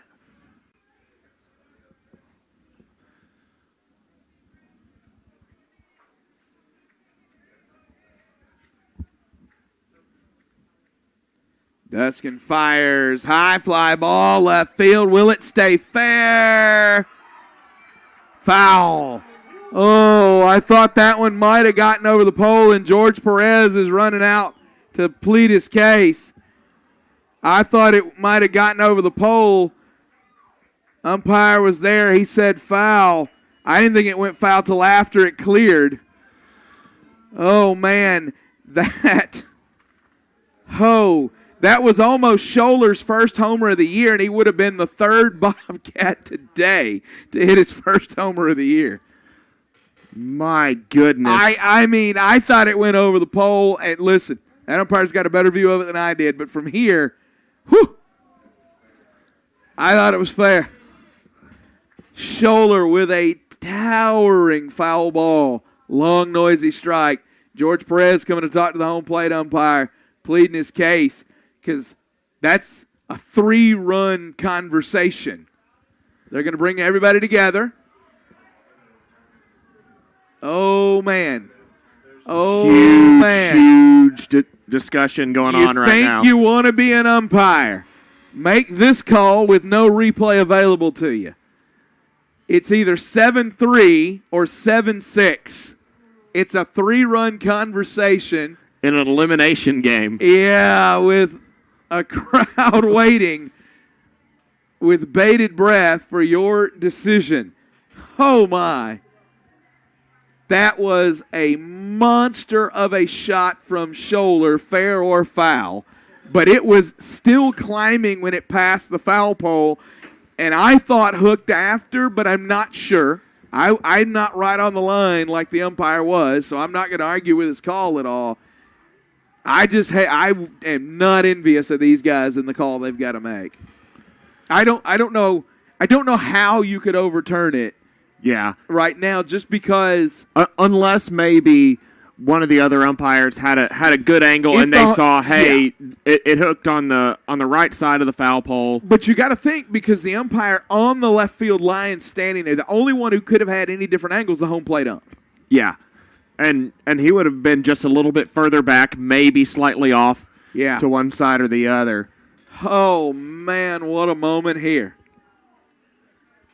If it stays as foul, 2 balls, 2 strikes, 2 outs, runners on first and second, 7-3 ball game, bottom of the 5th. If they overturn it, 7-6, and we got a lot of fun ahead of us here. I think either way, it's going to be a ton of fun. It is, but I mean, it's a different kind of fun. Chris Scholar, no homers on the year. They'll say foul ball. No, they rolled it a homer. They rolled it a homer. Chris Scholar, and Estes is out. That's a 3-run shot.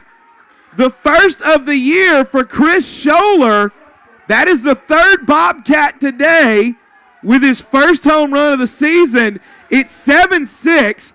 The Freed-Hardeman faithful have come unglued here. Wow. Oh, my. You think you want to be an umpire. Woo! They overturn it. Scholar with the happiest trotter on the bases we've ever seen. Folks looking at the press box, we don't have anything to do with any of it. Oh. 7-6 it is. I don't know. Wow. You felt like this would be the reaction, whichever way this call went. Like, we had several fans turn and look at us. Man, we ain't got nothing to do with none of it. Like, it is... Like replay's not a thing in the NAIA. I umpired one game in my life. It was intramural softball, and I didn't want to do it then. Like, no, thank you. Oh, man. 7-6. And I don't know how you could run Estes here, because you got to understand the emotion. You got to understand the moment.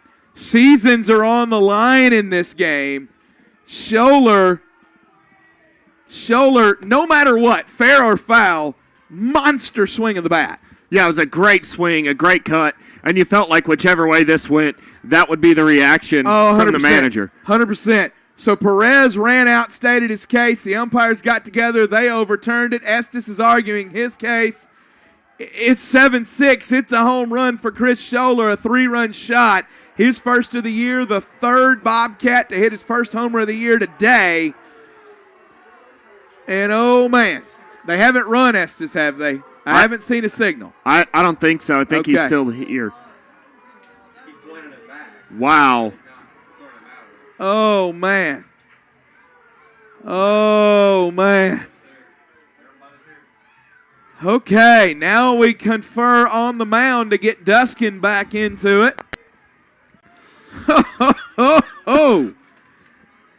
Andrew Fernandez will be the batter eventually. Oh, my.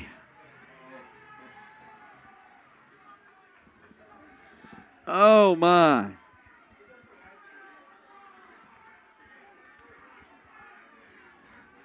Fernandez. You feel like every single call from here on out that's is it. going to be. Every ball, every strike, it's getting a boo. Foul back. I mean. Oh, my. 0-1 count. Duskin delivers. Foul back again, 0-2. Oh, man. I don't think I've ever seen anything like this. I've never seen that before, ever. I mean, ever. 0-2. Duskin delivers. Credit Duskin for getting out of the inning.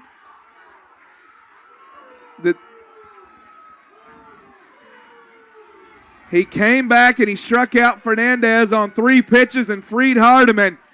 They don't care about the COVID rules or staying in the dugout. They're done with all that tonight. 7-6 in the, I'm going to call it the Roman Coliseum right now. Does the gladiator live or die? We'll find out. We got 4 innings of baseball to go in somebody's season. This is the NAIA opening round Montgomery bracket.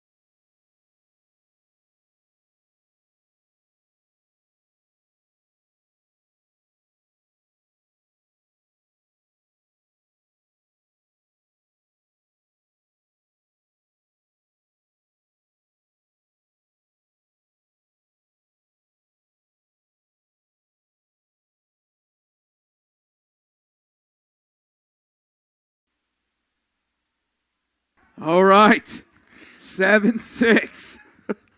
Here we go. Medina back to the mound. Dylan Lott leads off. We've seen some comments from our folks in the chat. One of the things offered was they just, how do you overturn one call or the other, homer or foul? How do you overturn without replay is the question that's asked. I don't know. I can tell you I think the umpires did what they thought was right. And I wouldn't ever want that job, let me tell you. No, not in a million years. Oh, man. 0-2 count on Dylan Lott. A walk and a run scored tonight. He's also flied to center.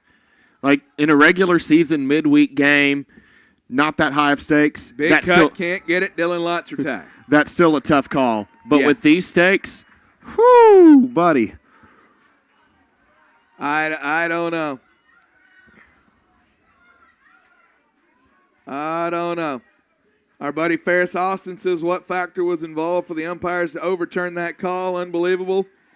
All I can tell you is that their process for the entire tournament and entire postseason that we've seen is they all four come together and they discuss it. They talk about who has the best angle. That's really all I know. And they overturned it. And so here we are, Christian Busby to the plate. That was the lengthiest discussion that we've seen, too. Oh, well, and I mean, the stakes. You got to know the pressure's there. They're trying to make sure they get it right. I don't believe that any of them made a call that they felt like was wrong. But, again, the question is, without being able to see it again, you're trying to do it from memory, and that's tough. 2-0. That one misses 3-0. Emails coming in, and when we catch our breath, we'll get you guys a shout-out. 3-0 count to Busby. He's grounded to third and walked. And he'll draw a walk here. So 1 on, 1 out for the top of the order in Zach Sanders. Julie Quinley emails. Tuning in from Atlanta, Georgia. Her favorite player is Faulkner's own Stafford Quinley. She says, however, we love all of the Faulkner boys as our own Go Eagles. Randy Nesmith emails, tells us, or from Columbia, Tennessee, says, Go Lions. His favorite player is Will McCall, who's on deck right now. We've seen 11 runs in the 5th inning. I'm telling you. Sanders awaits. That one will miss. 1-0.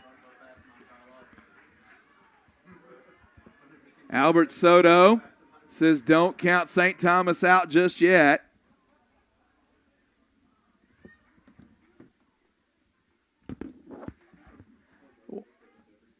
Zach Sanders awaits the 1-0. That one's over, 1-1. Tina Cox says, watching from Henderson. Go Lions. You guys are doing a great job commentating this game. Thanks so much, Tina. It's been a fun one way or the other here. 1-1. Sanders awaits.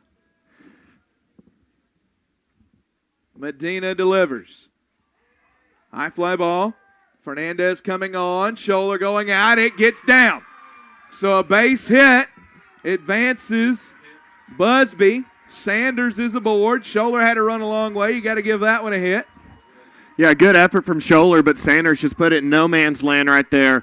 And the Lions trying to spark a rally, turn that negative feeling, that negative emotion into something positive. And one thing I noticed, mainly because, I've loved Deshard Kimbrough for a long time. His leadership right there at the end of that inning got his guys back in. He was like, hey, let's go get 3 back. Let's go get 3 back. Neely McCall emails as her little brother, Will McCall, steps to the plate. She says her favorite player is this guy. Will McCall says he is a rock star in her eyes. She loves him so much. Well, McCall hit one out last night. He's 0 for 3 today. McCall calls time. Popped to second, fly to center, struck out. First number 1 seed is officially eliminated. Cumberland's loses to Reinhardt 7-6. Wow. So down goes Cumberland's. Medina facing McCall. First and second, 1 out. Misses away, 1-0. Faith Scotchy, I apologize if I pronounced it wrong, Faith, says her favorite player is David Armstrong. John McCall says, Go Lions, watching the game and listening to you guys from Orlando, Florida. Let's go Lions. I imagine he's pretty invested in this at-bat right now. Correction, that score was 5-1. Reinhardt over Cumberland's. McCall, third base. Rivero up. He'll go to second for 1. On to first for 2. And the inning is over. So Freed-Hardeman had something working. The double play gets Medina off the hook. We go to the bottom of the 6th. 7-6 Lions in AIA opening round Montgomery bracket.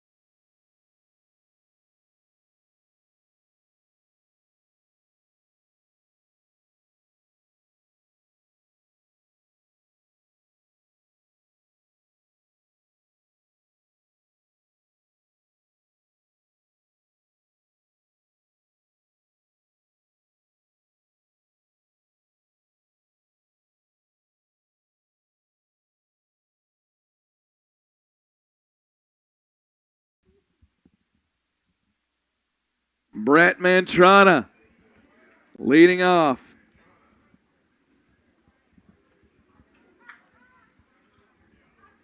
Duskin misses that one. Don Purvis emails us. He is upset about the call. Says absolutely horrible decision by the umps. Marcus Richmond says a shout out to Second Lieutenant Dylan Lott, USMC, from his great uncle Colonel Marcus Richmond, USMC, retired. Semper Fi, Devil Dog. Dylan Lott headed into the United States Marine Corps at the conclusion of the season. That one will miss. 2-1 from Duskin. And Jose Machado emails and says, just a question from the view in your booth. What is your opinion on that home run? Was it foul or fair? If you go back and watch the moment, I said when it was hit, I thought it was fair and that it hooked. But I also tell you, I don't understand the process. I don't know what the umpires talked about once you made the call. I don't know what they go to. I am not involved in those conversations. I don't know how the overturn happens there. But when it was hit, I originally thought it was fair.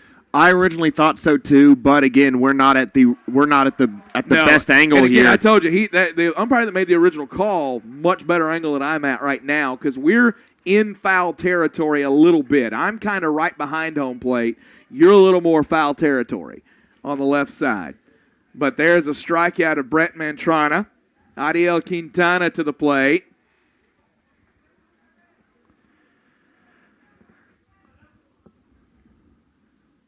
That one hit right side. Pisano awaits it. He'll squeeze it. 2 gone. Gage Gregory emails and says his favorite player is Connor Creasy. Can't wait to watch him come in and get the save tonight after that tough call. Either way, game continues here, and you got to credit Tyler Duskin. He's got another out to get in this inning. But after all of the craziness, Duskin has settled right back in. He struck out Fernandez on 3 pitches. He's moving through the order with Mantrana and Quintana.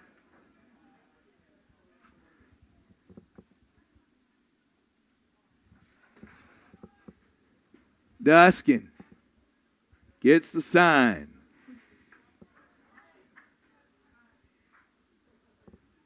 He delivers, misses away. Ball and no strikes. Somebody in the chat, I didn't see the name, said they're hearing Jim Ross vibes, and earlier we called it a loser leaves town match, so that is appropriate here. Duskin delivers, big cut, can't get it for Emmanuel Montesino. Montesino, single to right, his first at bat. He has since struck out and flied to right. 1-1 count. Duskin delivers. Gets the inside corner. Kerry Day has spoken. 1-2.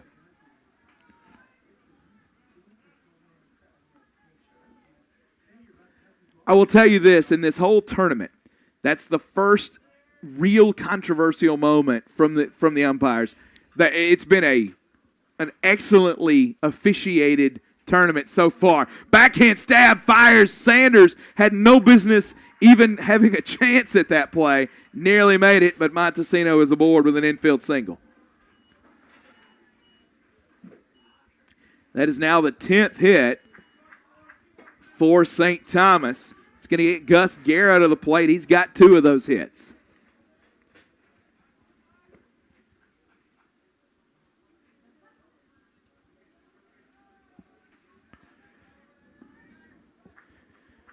Two for 3 on the day is Guerra. Montesino awaits the offering. Duskin, that pickoff move, gets him off the bag. 1-3-6. That devastating Duskin pickoff does it again. He'll deal with Gus Guerra next inning. We head to the 7th, but we apparently have an injured Bobcat there as Montesino's shaking up the end of the play. Yeah, I think the tag got him funny. I'm hoping he's all right. Sears' throw kind of pulled Lott into the tag just a little bit, and there's a little extra contact as Lott was trying to catch it and apply the tag. We hope Montesino's okay. We'll monitor it. We pause for a moment. The Faulkner Sports Network presentation of the NAIA opening round Montgomery bracket.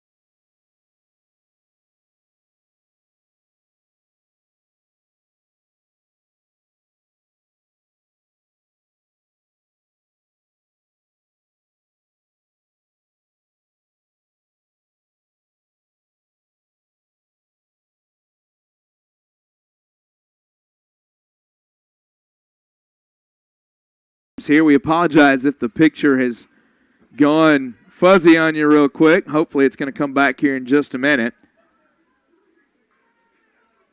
Thanks for the encouragement from our buddy Ken Leatherman out there. Scott Sewell emails and says, Scott and Amy Sewell watching from Henderson, Tennessee.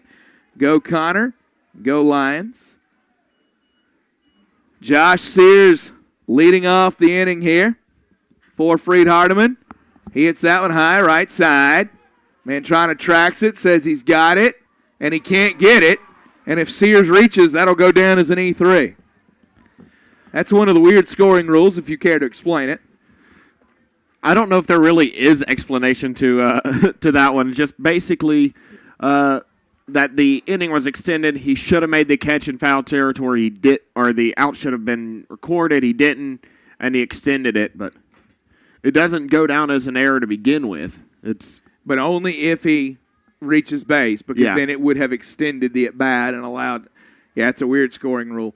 Hannah Skaki, we got it now. She tells us we got an A for effort, but it's pronounced Skaki like khaki, and her favorite player is David Armstrong. 0-1 count. Medina delivers. Chopper up the middle. Sears will try to leg it out. Picked, thrown, retired. What a play by Quintana. Mantrana turns around, drops the one in foul territory, then it's a full split to get that one in time. Yeah, some defensive prowess there. Victor Duskin hit us up. Just said, hey, let's play ball. That lefty will stay poised, feels no pressure, and boy, did he. Duskin, like a lot of guys might have just fallen apart after that overturned call. Man, Duskin came back and was fantastic, and I don't know if he comes back out for another inning. We'll see, but whatever this game comes out, you gotta credit Tyler Duskin for what he did in the wake of a very emotional moment. 1-0 count right now on Bo Simpson, the catcher. Simpson fly to right twice, single to left center. That was a 2-run single, that a big part of that 7-run inning back in the 5th for Freed-Hardeman. Medina was the 4th pitcher of that inning, but he has settled things down since then. Going an inning and 2/3 so far. Yeah, Medina's been really good coming out of the pen. Like I said in the last broadcast, I will unapologetically use it again. Some call him funky, some call him cold, some call him both. Medina, really, really good. Troy Martin makes a good point here about the call. He says you had to know once the meeting lasted more than 15 seconds, it was trouble for Freed-Hardeman. The longer it went on, the worse it was going to be. Go Lions. Yeah, a lot of the same feeling of, like, when you're in a football game when you've got a tough call and the replay's taken forever, you're like, okay, well, now they're trying to decide what yard line and time on the clock and all that kind of stuff. And that one, they're like, are we absolutely positively sure that this was the case? 100% sure. All right, let's roll with it. 2-1 count. Simpson fouls it back. 2-2. Our crowd may have tired itself out. Things have settled down a little bit here.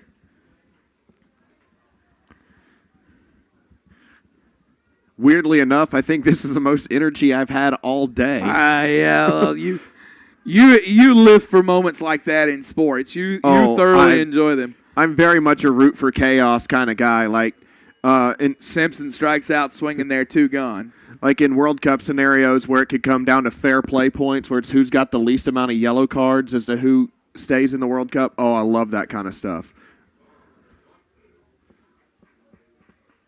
Von Watson to the dish. 1 for 2 with a run. Watson scored during the only inning that Freed-Hardeman has scored. That 7-run 5th that currently is still holding up. They'd like to add another, but it's going to take some magic with 2 away if they're going to do it this inning in the top of the 7th. Big cut that time. Watson can't connect, 0-1.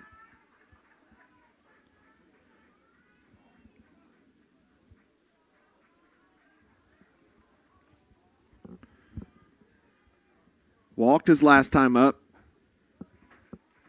That one misses, 1-1. One of the 7 free passes that the Lions have gotten so far. Medina delivers. That one will miss low. 2-1. Email comes in from Chris Garner in Edmond, Oklahoma. He says, shout out to my favorite player, Dylan Lott. He's got some thoughts on the home run discussion here we'll talk about in just a minute. 2-1 count. Medina delivers. Pops it straight up. Scholler says he's got it. And he does. The inning is over. We'll go to the stretch here in a moment. But Chris Garner says the home run discussion between the umpires was, when did the ball go foul? Did it hook before the pole or after the pole? The ump consensus must have been after. The batter's initial body language showed it to be fair, but the fact that he took off to first, if the batter saw it to be foul, he would have stayed. Should be a good finish, and you guys are doing an awesome job. Thank you so much, Chris Garner. We head to the bottom of the seventh, 7-6. Freed-Hardeman leads St. Thomas. If you go somewhere you don't like baseball, the NAIA opening round, Montgomery bracket.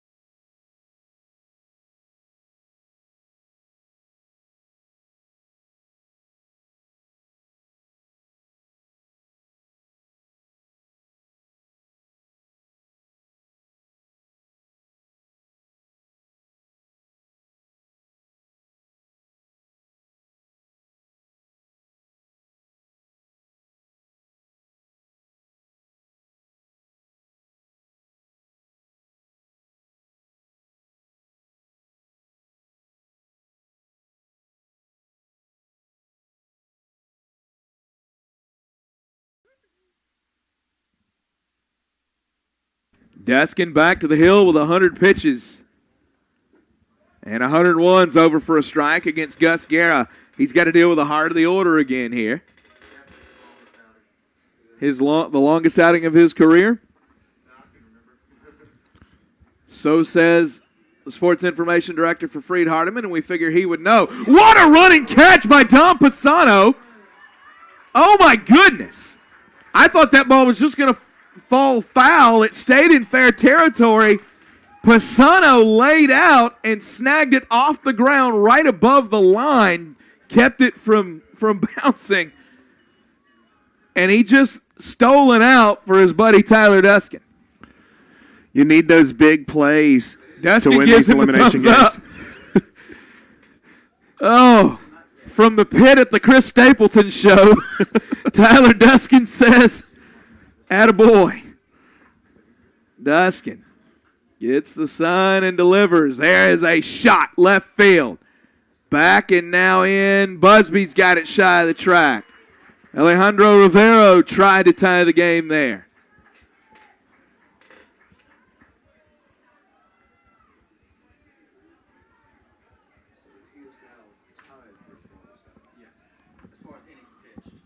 And I'm going to mispronounce her name, and I hate it because she's a friend of the Faulkner program, Carly Yassis. Tell us if I'm wrong. She emails and says, shout out to number 5 from Carly. That's Isaac Phillips for Faulkner. Good luck on tomorrow's 7 o'clock game. That's the next time Faulkner will play.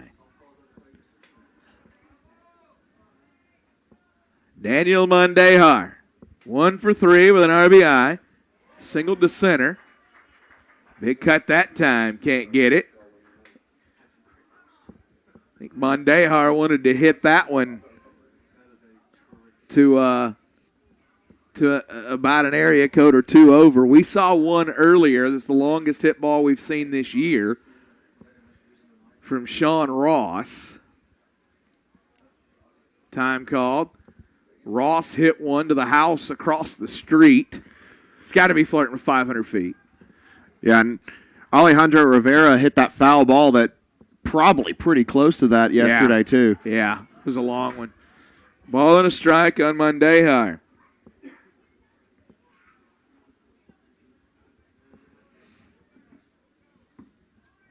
One and one.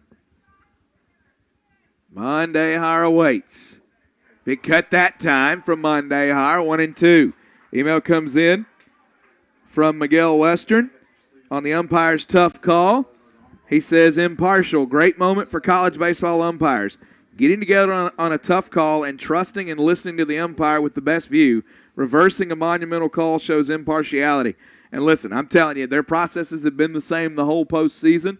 I'm not involved in those discussions. That is the first controversial moment I've seen this tournament as Mondejar can't get it. He picks up, throws to first, and Mondejar is struck out. Tyler Duskin throwing right now after the moment. 7-6 it is. And we agree with you, Miguel Western. Instead of ego being involved in that call, we know that wasn't the case as they got together and talked about it. And I just know that there's not a chance in the world or enough money that you could pay me to go be an umpire. Can't do it. 7-6 is your score as we go to the 8th. NAIA opening round Montgomery bracket.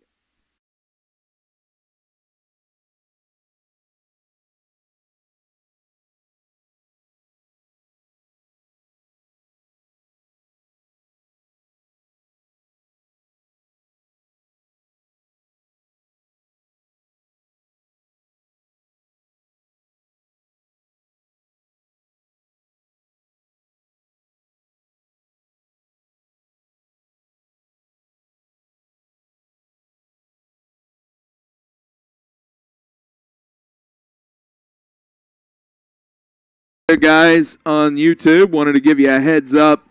Everything on our broadcast end, internet-wise, software-wise, looks good.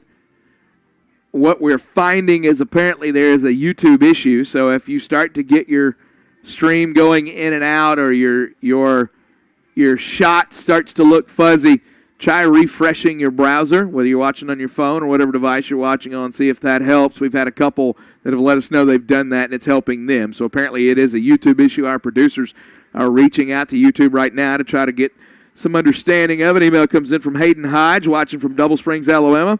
Want to give a shout-out to my favorite player, Braxton Elledge, Go Lions. Dan Perez emails. Says his favorite player is Coach Perez. Best coach in the game. Love you, Moose. Go Bobcats, your brother Danny Perez. P.S. Great call by the ump. So he was happy about it. And Jay Alex emails and says favorite player is St. Thomas University's Alejandro Rivero. And what a good one he is. Ready to go in the 8th inning. 7-6 as Guns N' Roses Paradise City begins to blare through Harrison Field. And if you're a small college baseball fan, if you're an NAIA ball fan, this one may feel like paradise to you. If you want a tight one, if you want controversy, if you want timely hitting and pitching and moments to remember, this one has had it. Sheer wackiness at times. Yeah. Like NAIA baseball is this beautiful creation where a lot of times the guys in a doubleheader, they're making their own sandwich while also dragging the infield, and that's their lunch for the day. And you've got these crazy, really tough calls. You have one look at it because replay's not a thing in the NAIA. I don't know if y'all noticed or not, but this ain't ESPN. So, Dom Pisano, 2 for 2 on the day, 3 RBIs and a run scored. He dropped the sack bunt in the 2nd. He singled through the hole in the 5th. And he doubled down the right field line, also in the 5th. And now he'll send a single past the shortstop. The leadoff hitter's aboard for Freed-Hardeman. Lions trying to add a couple insurance runs here. No run is too many in this one. Our buddy Ken Leatherman hits us up and lets us know that refreshing the browser does work if you're having the YouTube issue. So if you're starting to see your broadcast go in and out, or the picture looks fuzzy, go ahead and refresh, and it should hold you for a little while.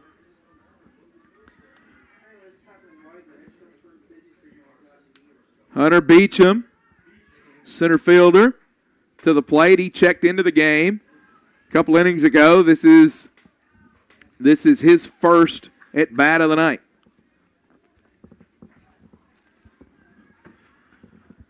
Beecham hitting .222 on the year, 3 homers, 14 RBIs, and a .328 on base percentage. He shows bunt, pulls back. Pisano's back. 1 ball, no strikes.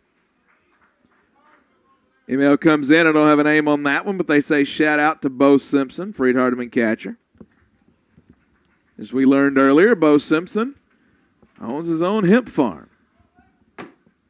one of 4 siblings, all who played college athletics.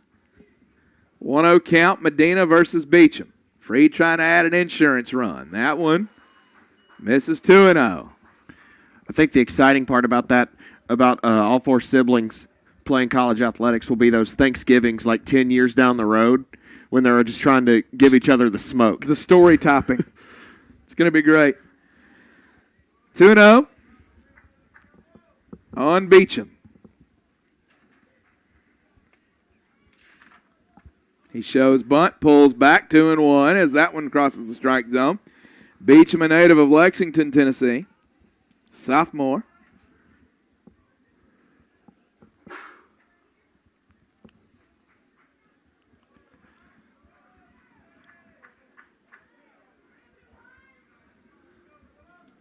Two-one count to Beecham.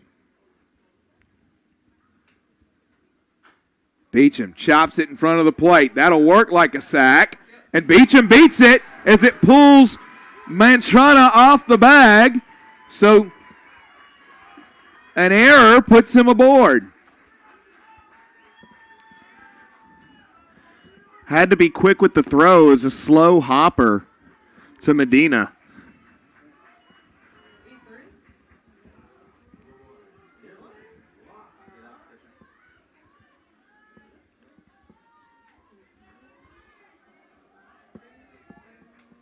Yeah, a good throw would have gotten him there. So yeah, and in that situation, the umpire signaled not that he was safe because he beat it, but that he was safe because it pulled the first baseman off the bag.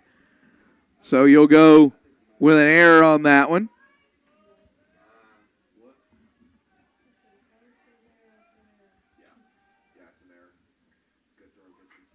Bunt dropped down by Dylan Lott.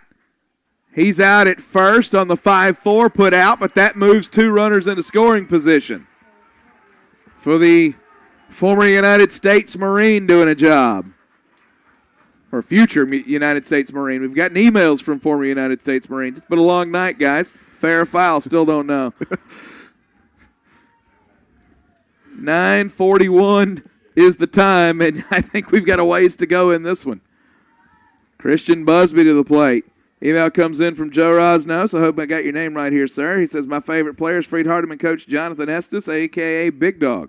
He's got a big right arm, and I was on the field with him when he hit a couple of balls out at the New Bush Stadium.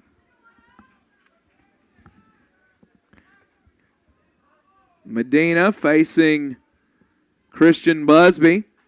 Busby yet to get a hit in this one, but he's walked twice and scored once. That one over for a strike. Jeremy Wright email says, watching from Durham, North Carolina with Miss Holloway and Drew Lofton. Go Lions. Hey, it's sports information intern. He was watching at your house last night, Taylor Hodges. He's made his way to Durham, North Carolina, watching the night. 0-1 count. Fouled back. 0-2.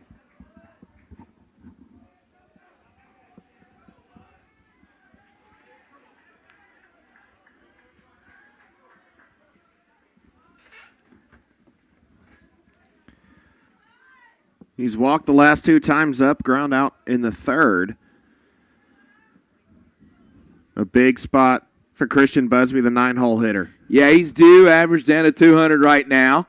He'll take inside and just miss getting hit 1 and 2. I am trying to remember. I don't remember him having a hit in this tournament yet.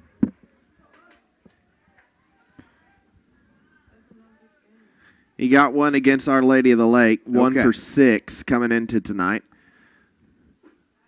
So 1 for 7 now. Misses away. 2 and 2. He tries to work his way back.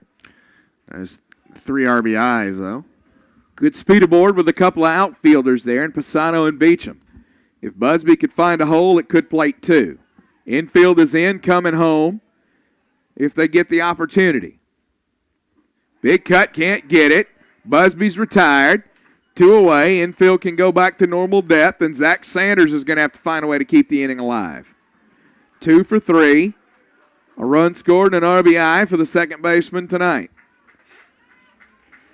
Sanders from Mount Juliet, Tennessee, strides to the plate.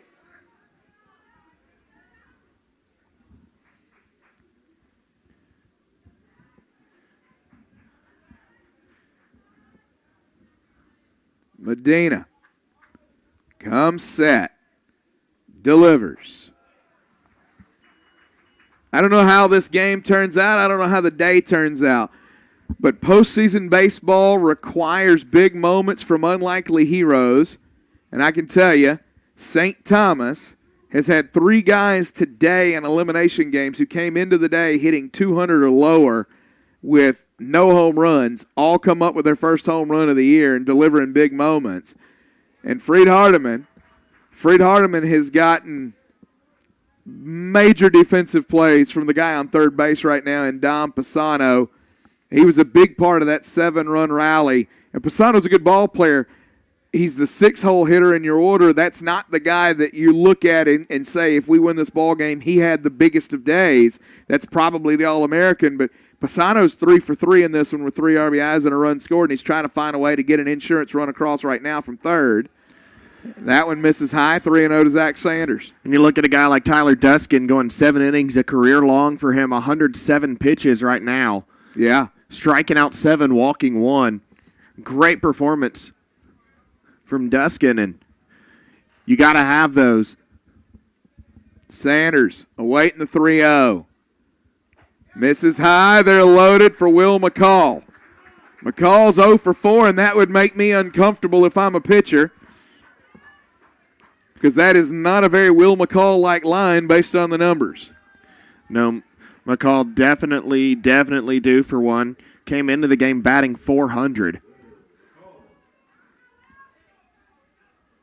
McCall takes a stroll and thinks about it. He'll step to the plate. Native of Columbia, Tennessee. He's grounded into a double play, struck out, flied out, and popped out.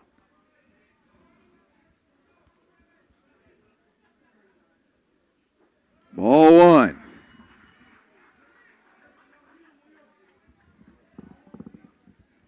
McCall grounded into a double play the last time out. Struck out in the 5th, flew out in the 4th, popped out in the 1st. Medina gets the sign. Comes set. That one over for a strike, 1-1. McCall, he's hit 2 out this year. One of those was last night. 14 RBIs on the season, a .429 on base. You want to get him. You don't want Josh Sears coming up with traffic on the paths this inning. McCall, high fly ball, right field. Fernandez has a beat on it. Still coming. Foul territory, and it'll harmlessly fall to the grass. Fernandez wanted it to go ahead and get out of this one, but he couldn't quite get there. Yeah, really good effort. Just not enough to get there.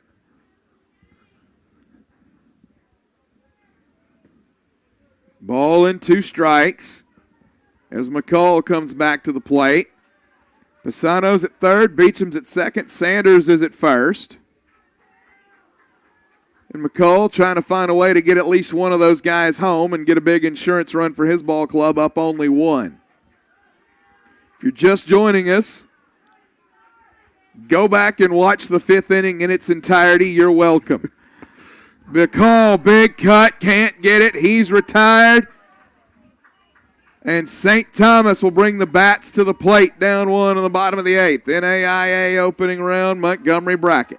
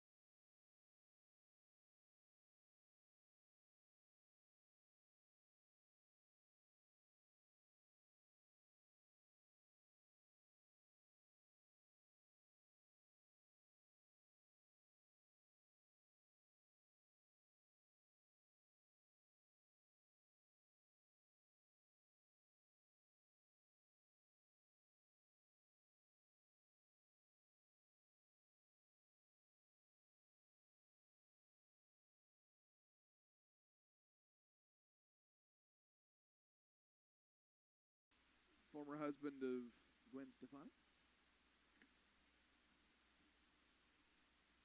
Tyler Duskin back out to the hill. That one misses 1-0. Duskin, 107 pitches to start the inning. Returns for the 8th. He's behind 1-0 here. That one's over 1-1. Activity in the Freed-Hardeman pen. They're going to see how far Duskin can take it. I imagine Duskin would like to face Scholler again. Scholler's on deck. That one misses 2-1. Watch that one end with a like a close call at the plate. Like full count, it's on the edge, ball strike. The baseball deities are a fickle but fair bunch. That one over 2-2.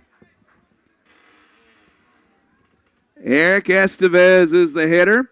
He singled to left, singled to short, and struck out in this one. He's driven in one and scored one. Froze him, strike 3. Man, that's a good hitter that he just got in the triple-digit pitch count. Duskin records his 8th strikeout. Yeah, Duskin has been shoving tonight.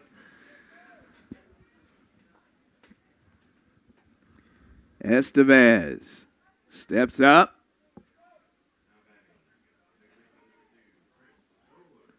Chris Scholler awaits. Scholler greets Duskin by sending the first pitch to left field. Those two with a reunion for the first time since the moment in the 5th. And I think all the umpires and everyone in the stands really just breathed a collective sigh of relief that there was not a controversial call on that moment. Well, Scholler had lifted his batting average 23 points with the home run. He was down to 171. It's at 194. Now he hits that one to left. He'll be up over 200. Andrew Fernandez to the plate, 0 for 3 with a strikeout. Duskin delivers. Fouled away. 0-1 your count. Fernandez is hitting .250 on the year, 5 homers, 26 RBIs, and a .332 on base percentage.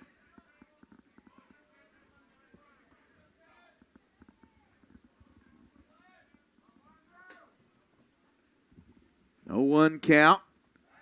Duskin with that pickoff again. That'll chase Scholler back. Good ball game for Scholler, 2 for 4, 3 RBIs, including the moment of the game so far that has this one tight. Duskin over again.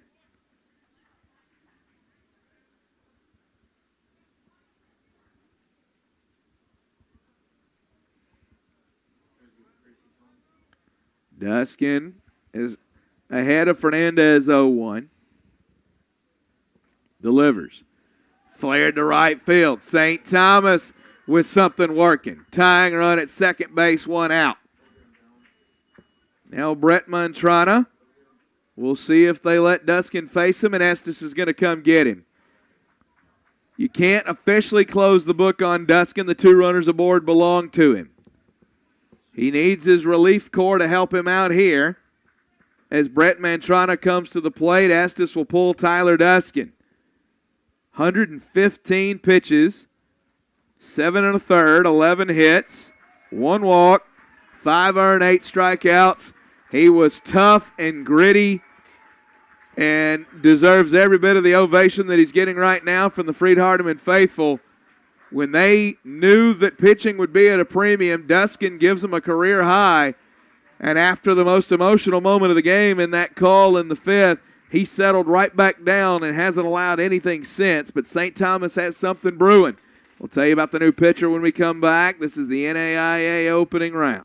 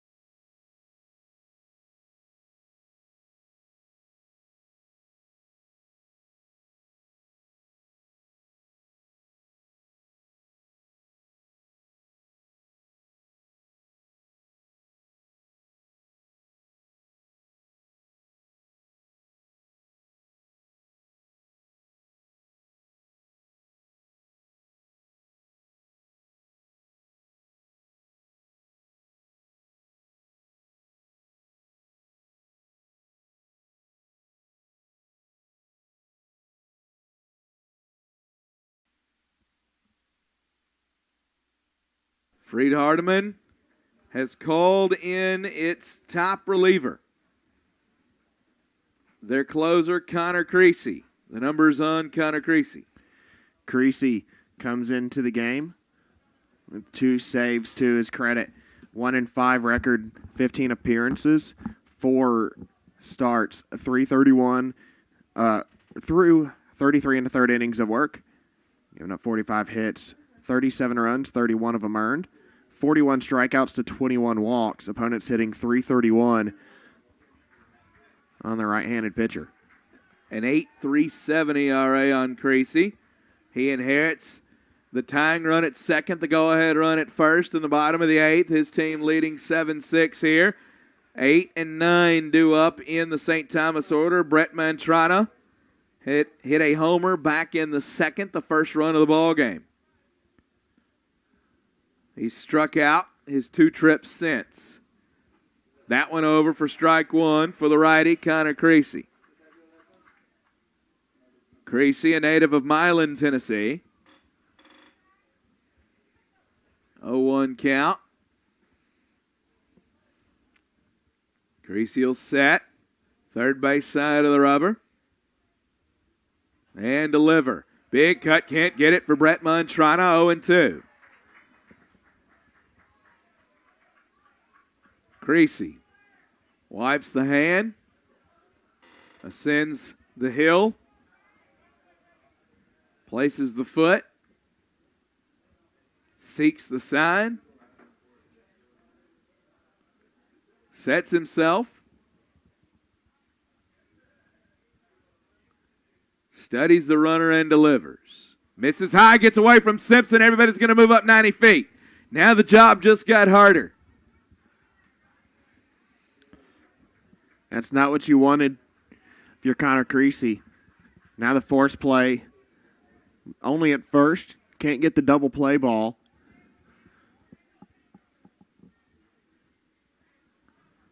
Ball and 2 strikes on Brett Mantrana. A base hit could score 2 and put Freed-Hardeman underneath with 3 outs to play. Connor Creasy gets the sign. He'll deliver. Fouled away. Creasy back up the hill.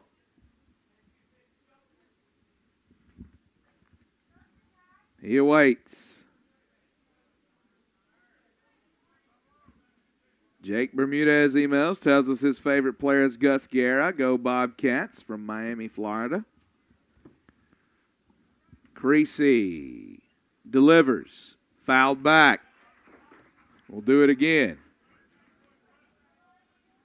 Christy emails and says her favorite player is Gus Guerra. Love you, your sister.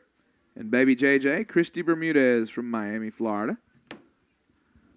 1-2 again on Brett Mantrana. Creasy trying to retire the Bobcat first baseman. He delivers. Big cut, can't get it. Brett Mantrana is retired. That's a big out for Connor Creasy. Now he's got to get Adiel Quintana, who's 0 for 3 in this one. Wait, no, we're going to get a pinch hitter. Perez comes to the umpire with the lineup card. Let's see who emerges from the dugout. Waiting to get a jersey number here. Going to be a lefty. Number 40 on the roster is Daniel Miguel. So Daniel Miguel with his first action in this tournament. Freshman infielder from Miami.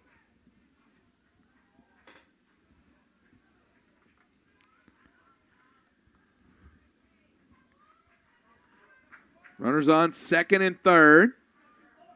Miguel hitting .261 on the year. 3 RBIs. And a .280 on base percentage. Not a ton of action, 23 at bats. That one misses. Maybe a little bit of lefty versus righty matchup here. 1-0 count.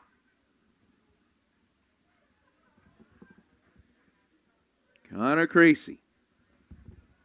Danielle Miguel. Pivotal moment in the ball game with 2 away in the bottom of the 8th. That one misses wide, 2-0.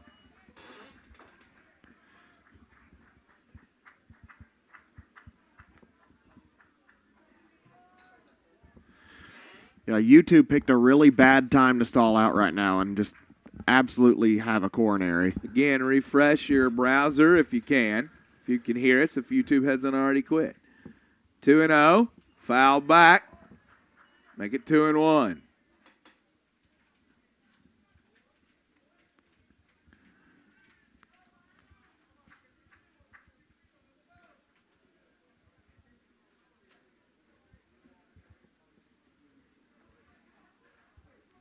Danielle Miguel.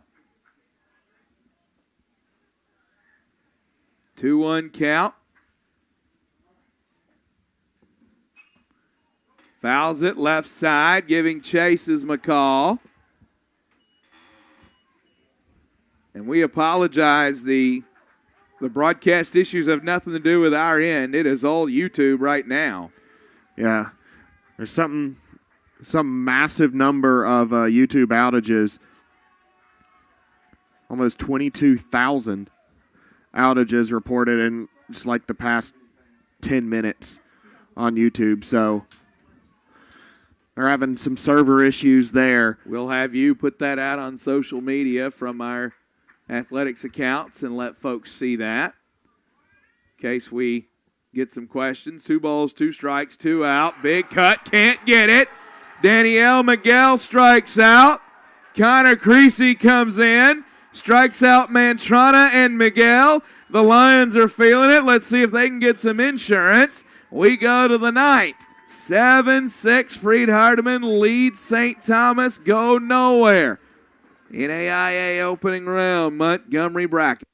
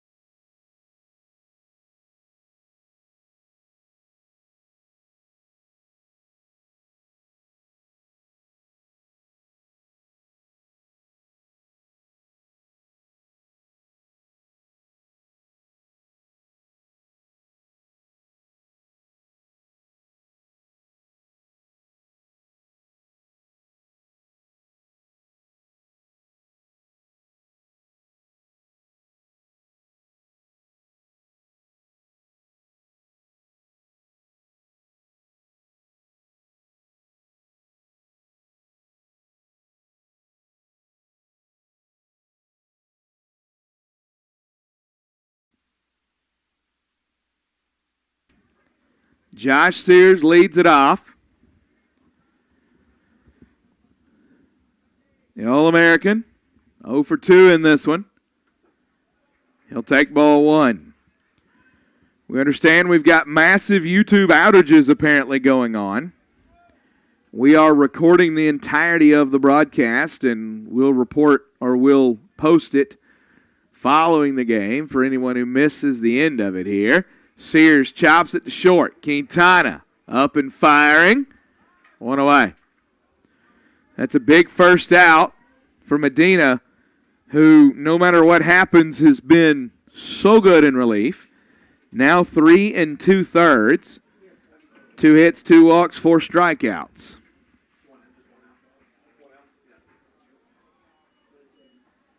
Bo Simpson to the plate.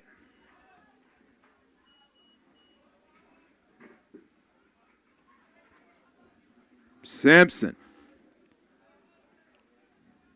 awaits. Straightaway center field. Guerra tracks. He's got it. 2 gone now.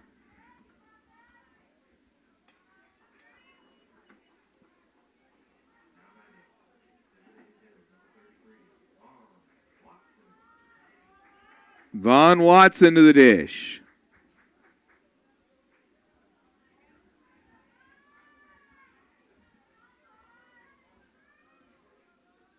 Watson, 1 for 3 with a run scored and a walk. Chops it up the middle, but Dina snow cones it. Flips to first. The inning is over. It's a 1-2-3 top of the ninth for Fernando Medina. Connor Creasy's got 3 outs to get to keep the Freed-Hardeman season alive. St. Thomas needs to find 1 to extend it, 2 to win it. This is the NAIA opening round Montgomery bracket.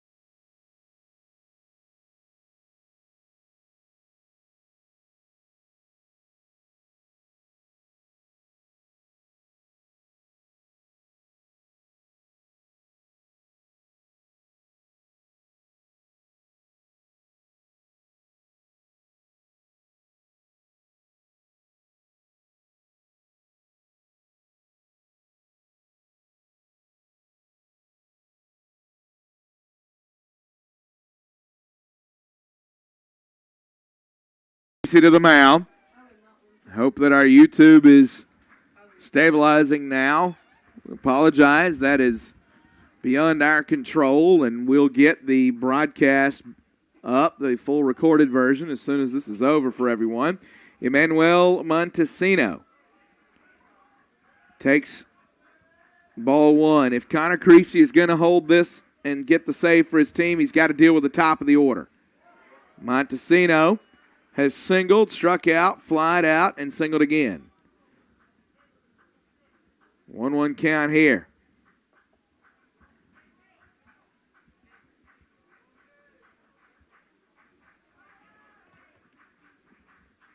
Creasy gets the sign.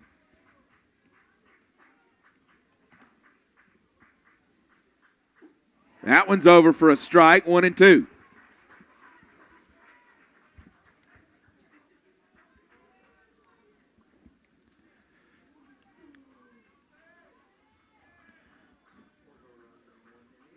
Creasy, 2 strikeouts already. Looking for strikeout number 3. Big cut, can't get it. Emmanuel Montesino is retired. Connor Creasy strikes out the leadoff hitter. Now Gus Guerra to the plate.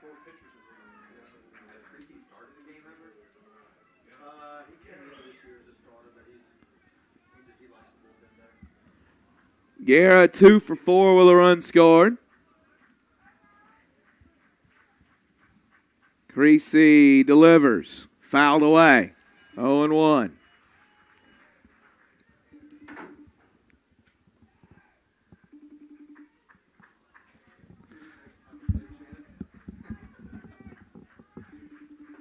Connor Creasy. Creasy delivering the 0-1 here. Bunt fouled away. Really good hustle from Guerra there, but drifting foul. 0-2 count now on Gus Guerra with one away in the bottom of the ninth. Connor Creasy has struck out the first three batters he's faced since entering this ball game. Guerra. Pair of singles to his credit, a pair of flyouts. Creasy, ball in right hand, peers over the fingertips of the glove to get the sign, and delivers the 0-2. Misses high, 1-2. Creasy got Montesino with a low and away pitch for the last out. See what he goes with here.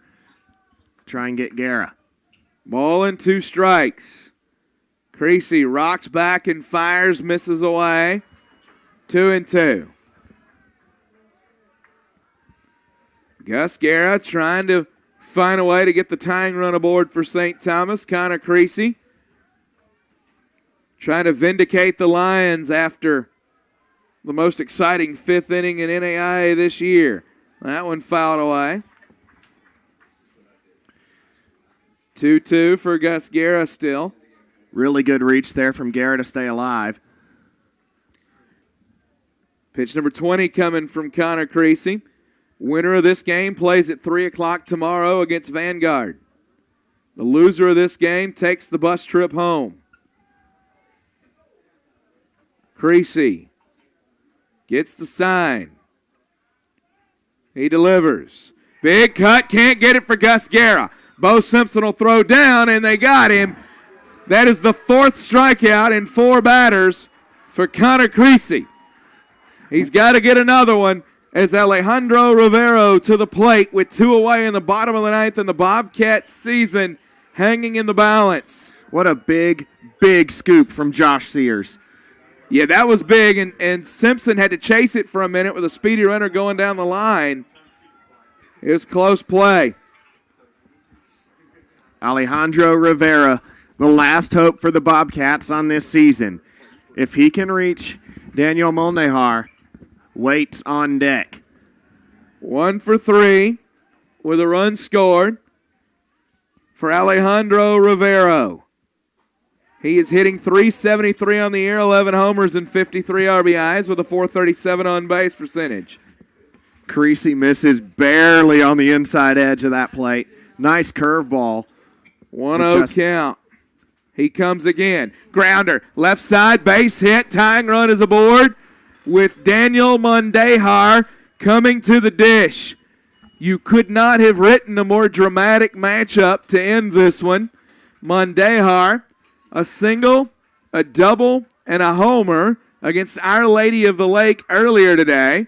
He's 1 for 4 with an RBI in this one. He struck out twice.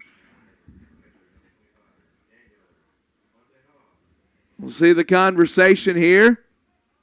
Perez, I can't imagine they're going to take the bat out of Mondejar's hand. I guess they're talking about a runner. Rivero, waving the runner off, says he wants to run. If he comes out, he can still re-enter if I'm remembering the rules correctly.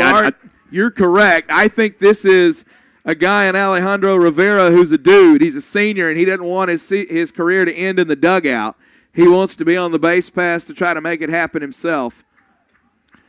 Connor Creasy places the foot on the third base side of the rubber. Mondejar at the dish. .385 average, 11 homers, 43 RBIs, and a .447 on base. Creasy misses away. 1-0. Singled in the 5th, did Mondejar. Mondejar looking for something that he can handle. Wind blowing slightly toward the left field wall right now. Big cut, can't get it for Daniel Mondejar. Connor Creasy. Back up the hill. Ball and a strike.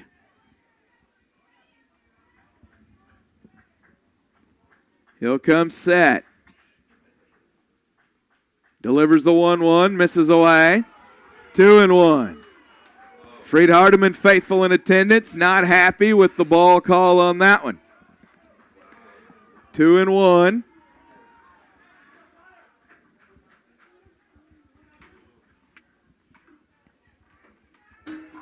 Monday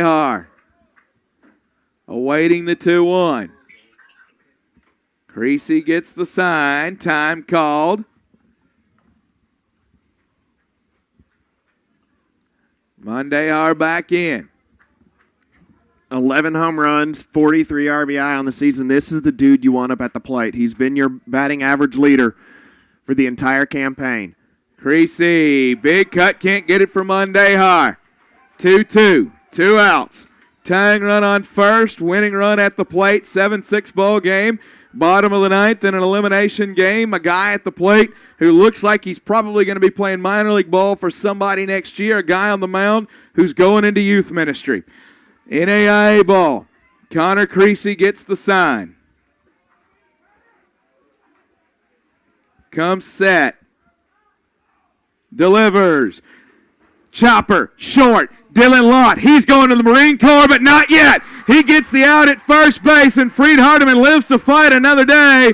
And St. Thomas with a fight. They came back in the bottom of the fifth to cut it to 1. They were behind the 8 ball to start this tournament.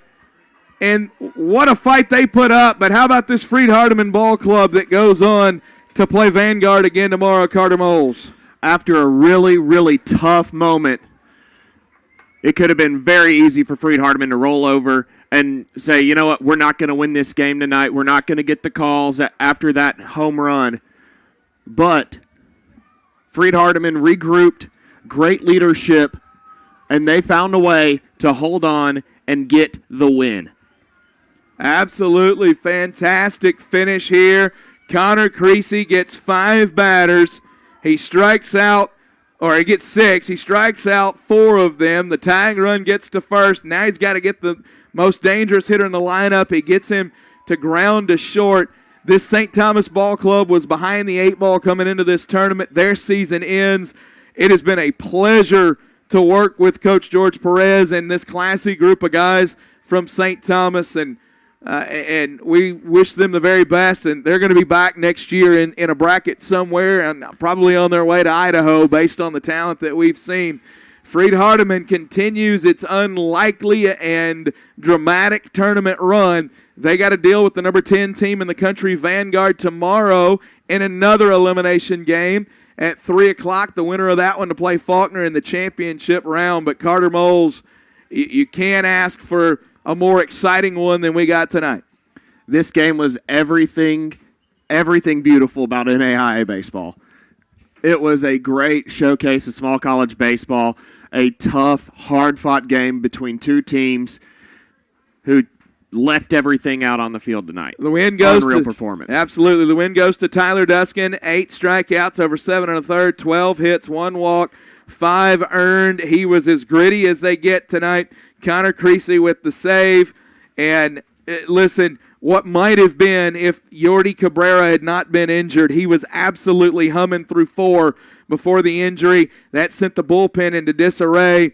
And Fernando Medina, one of the heroes of this one, he settled it down. 4 strikeouts over 4 1/3, 2 hits, 2 walks. His team comes up just short.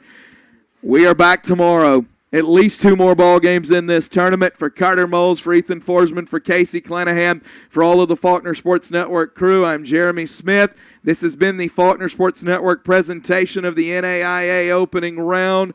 Good night, and God bless you.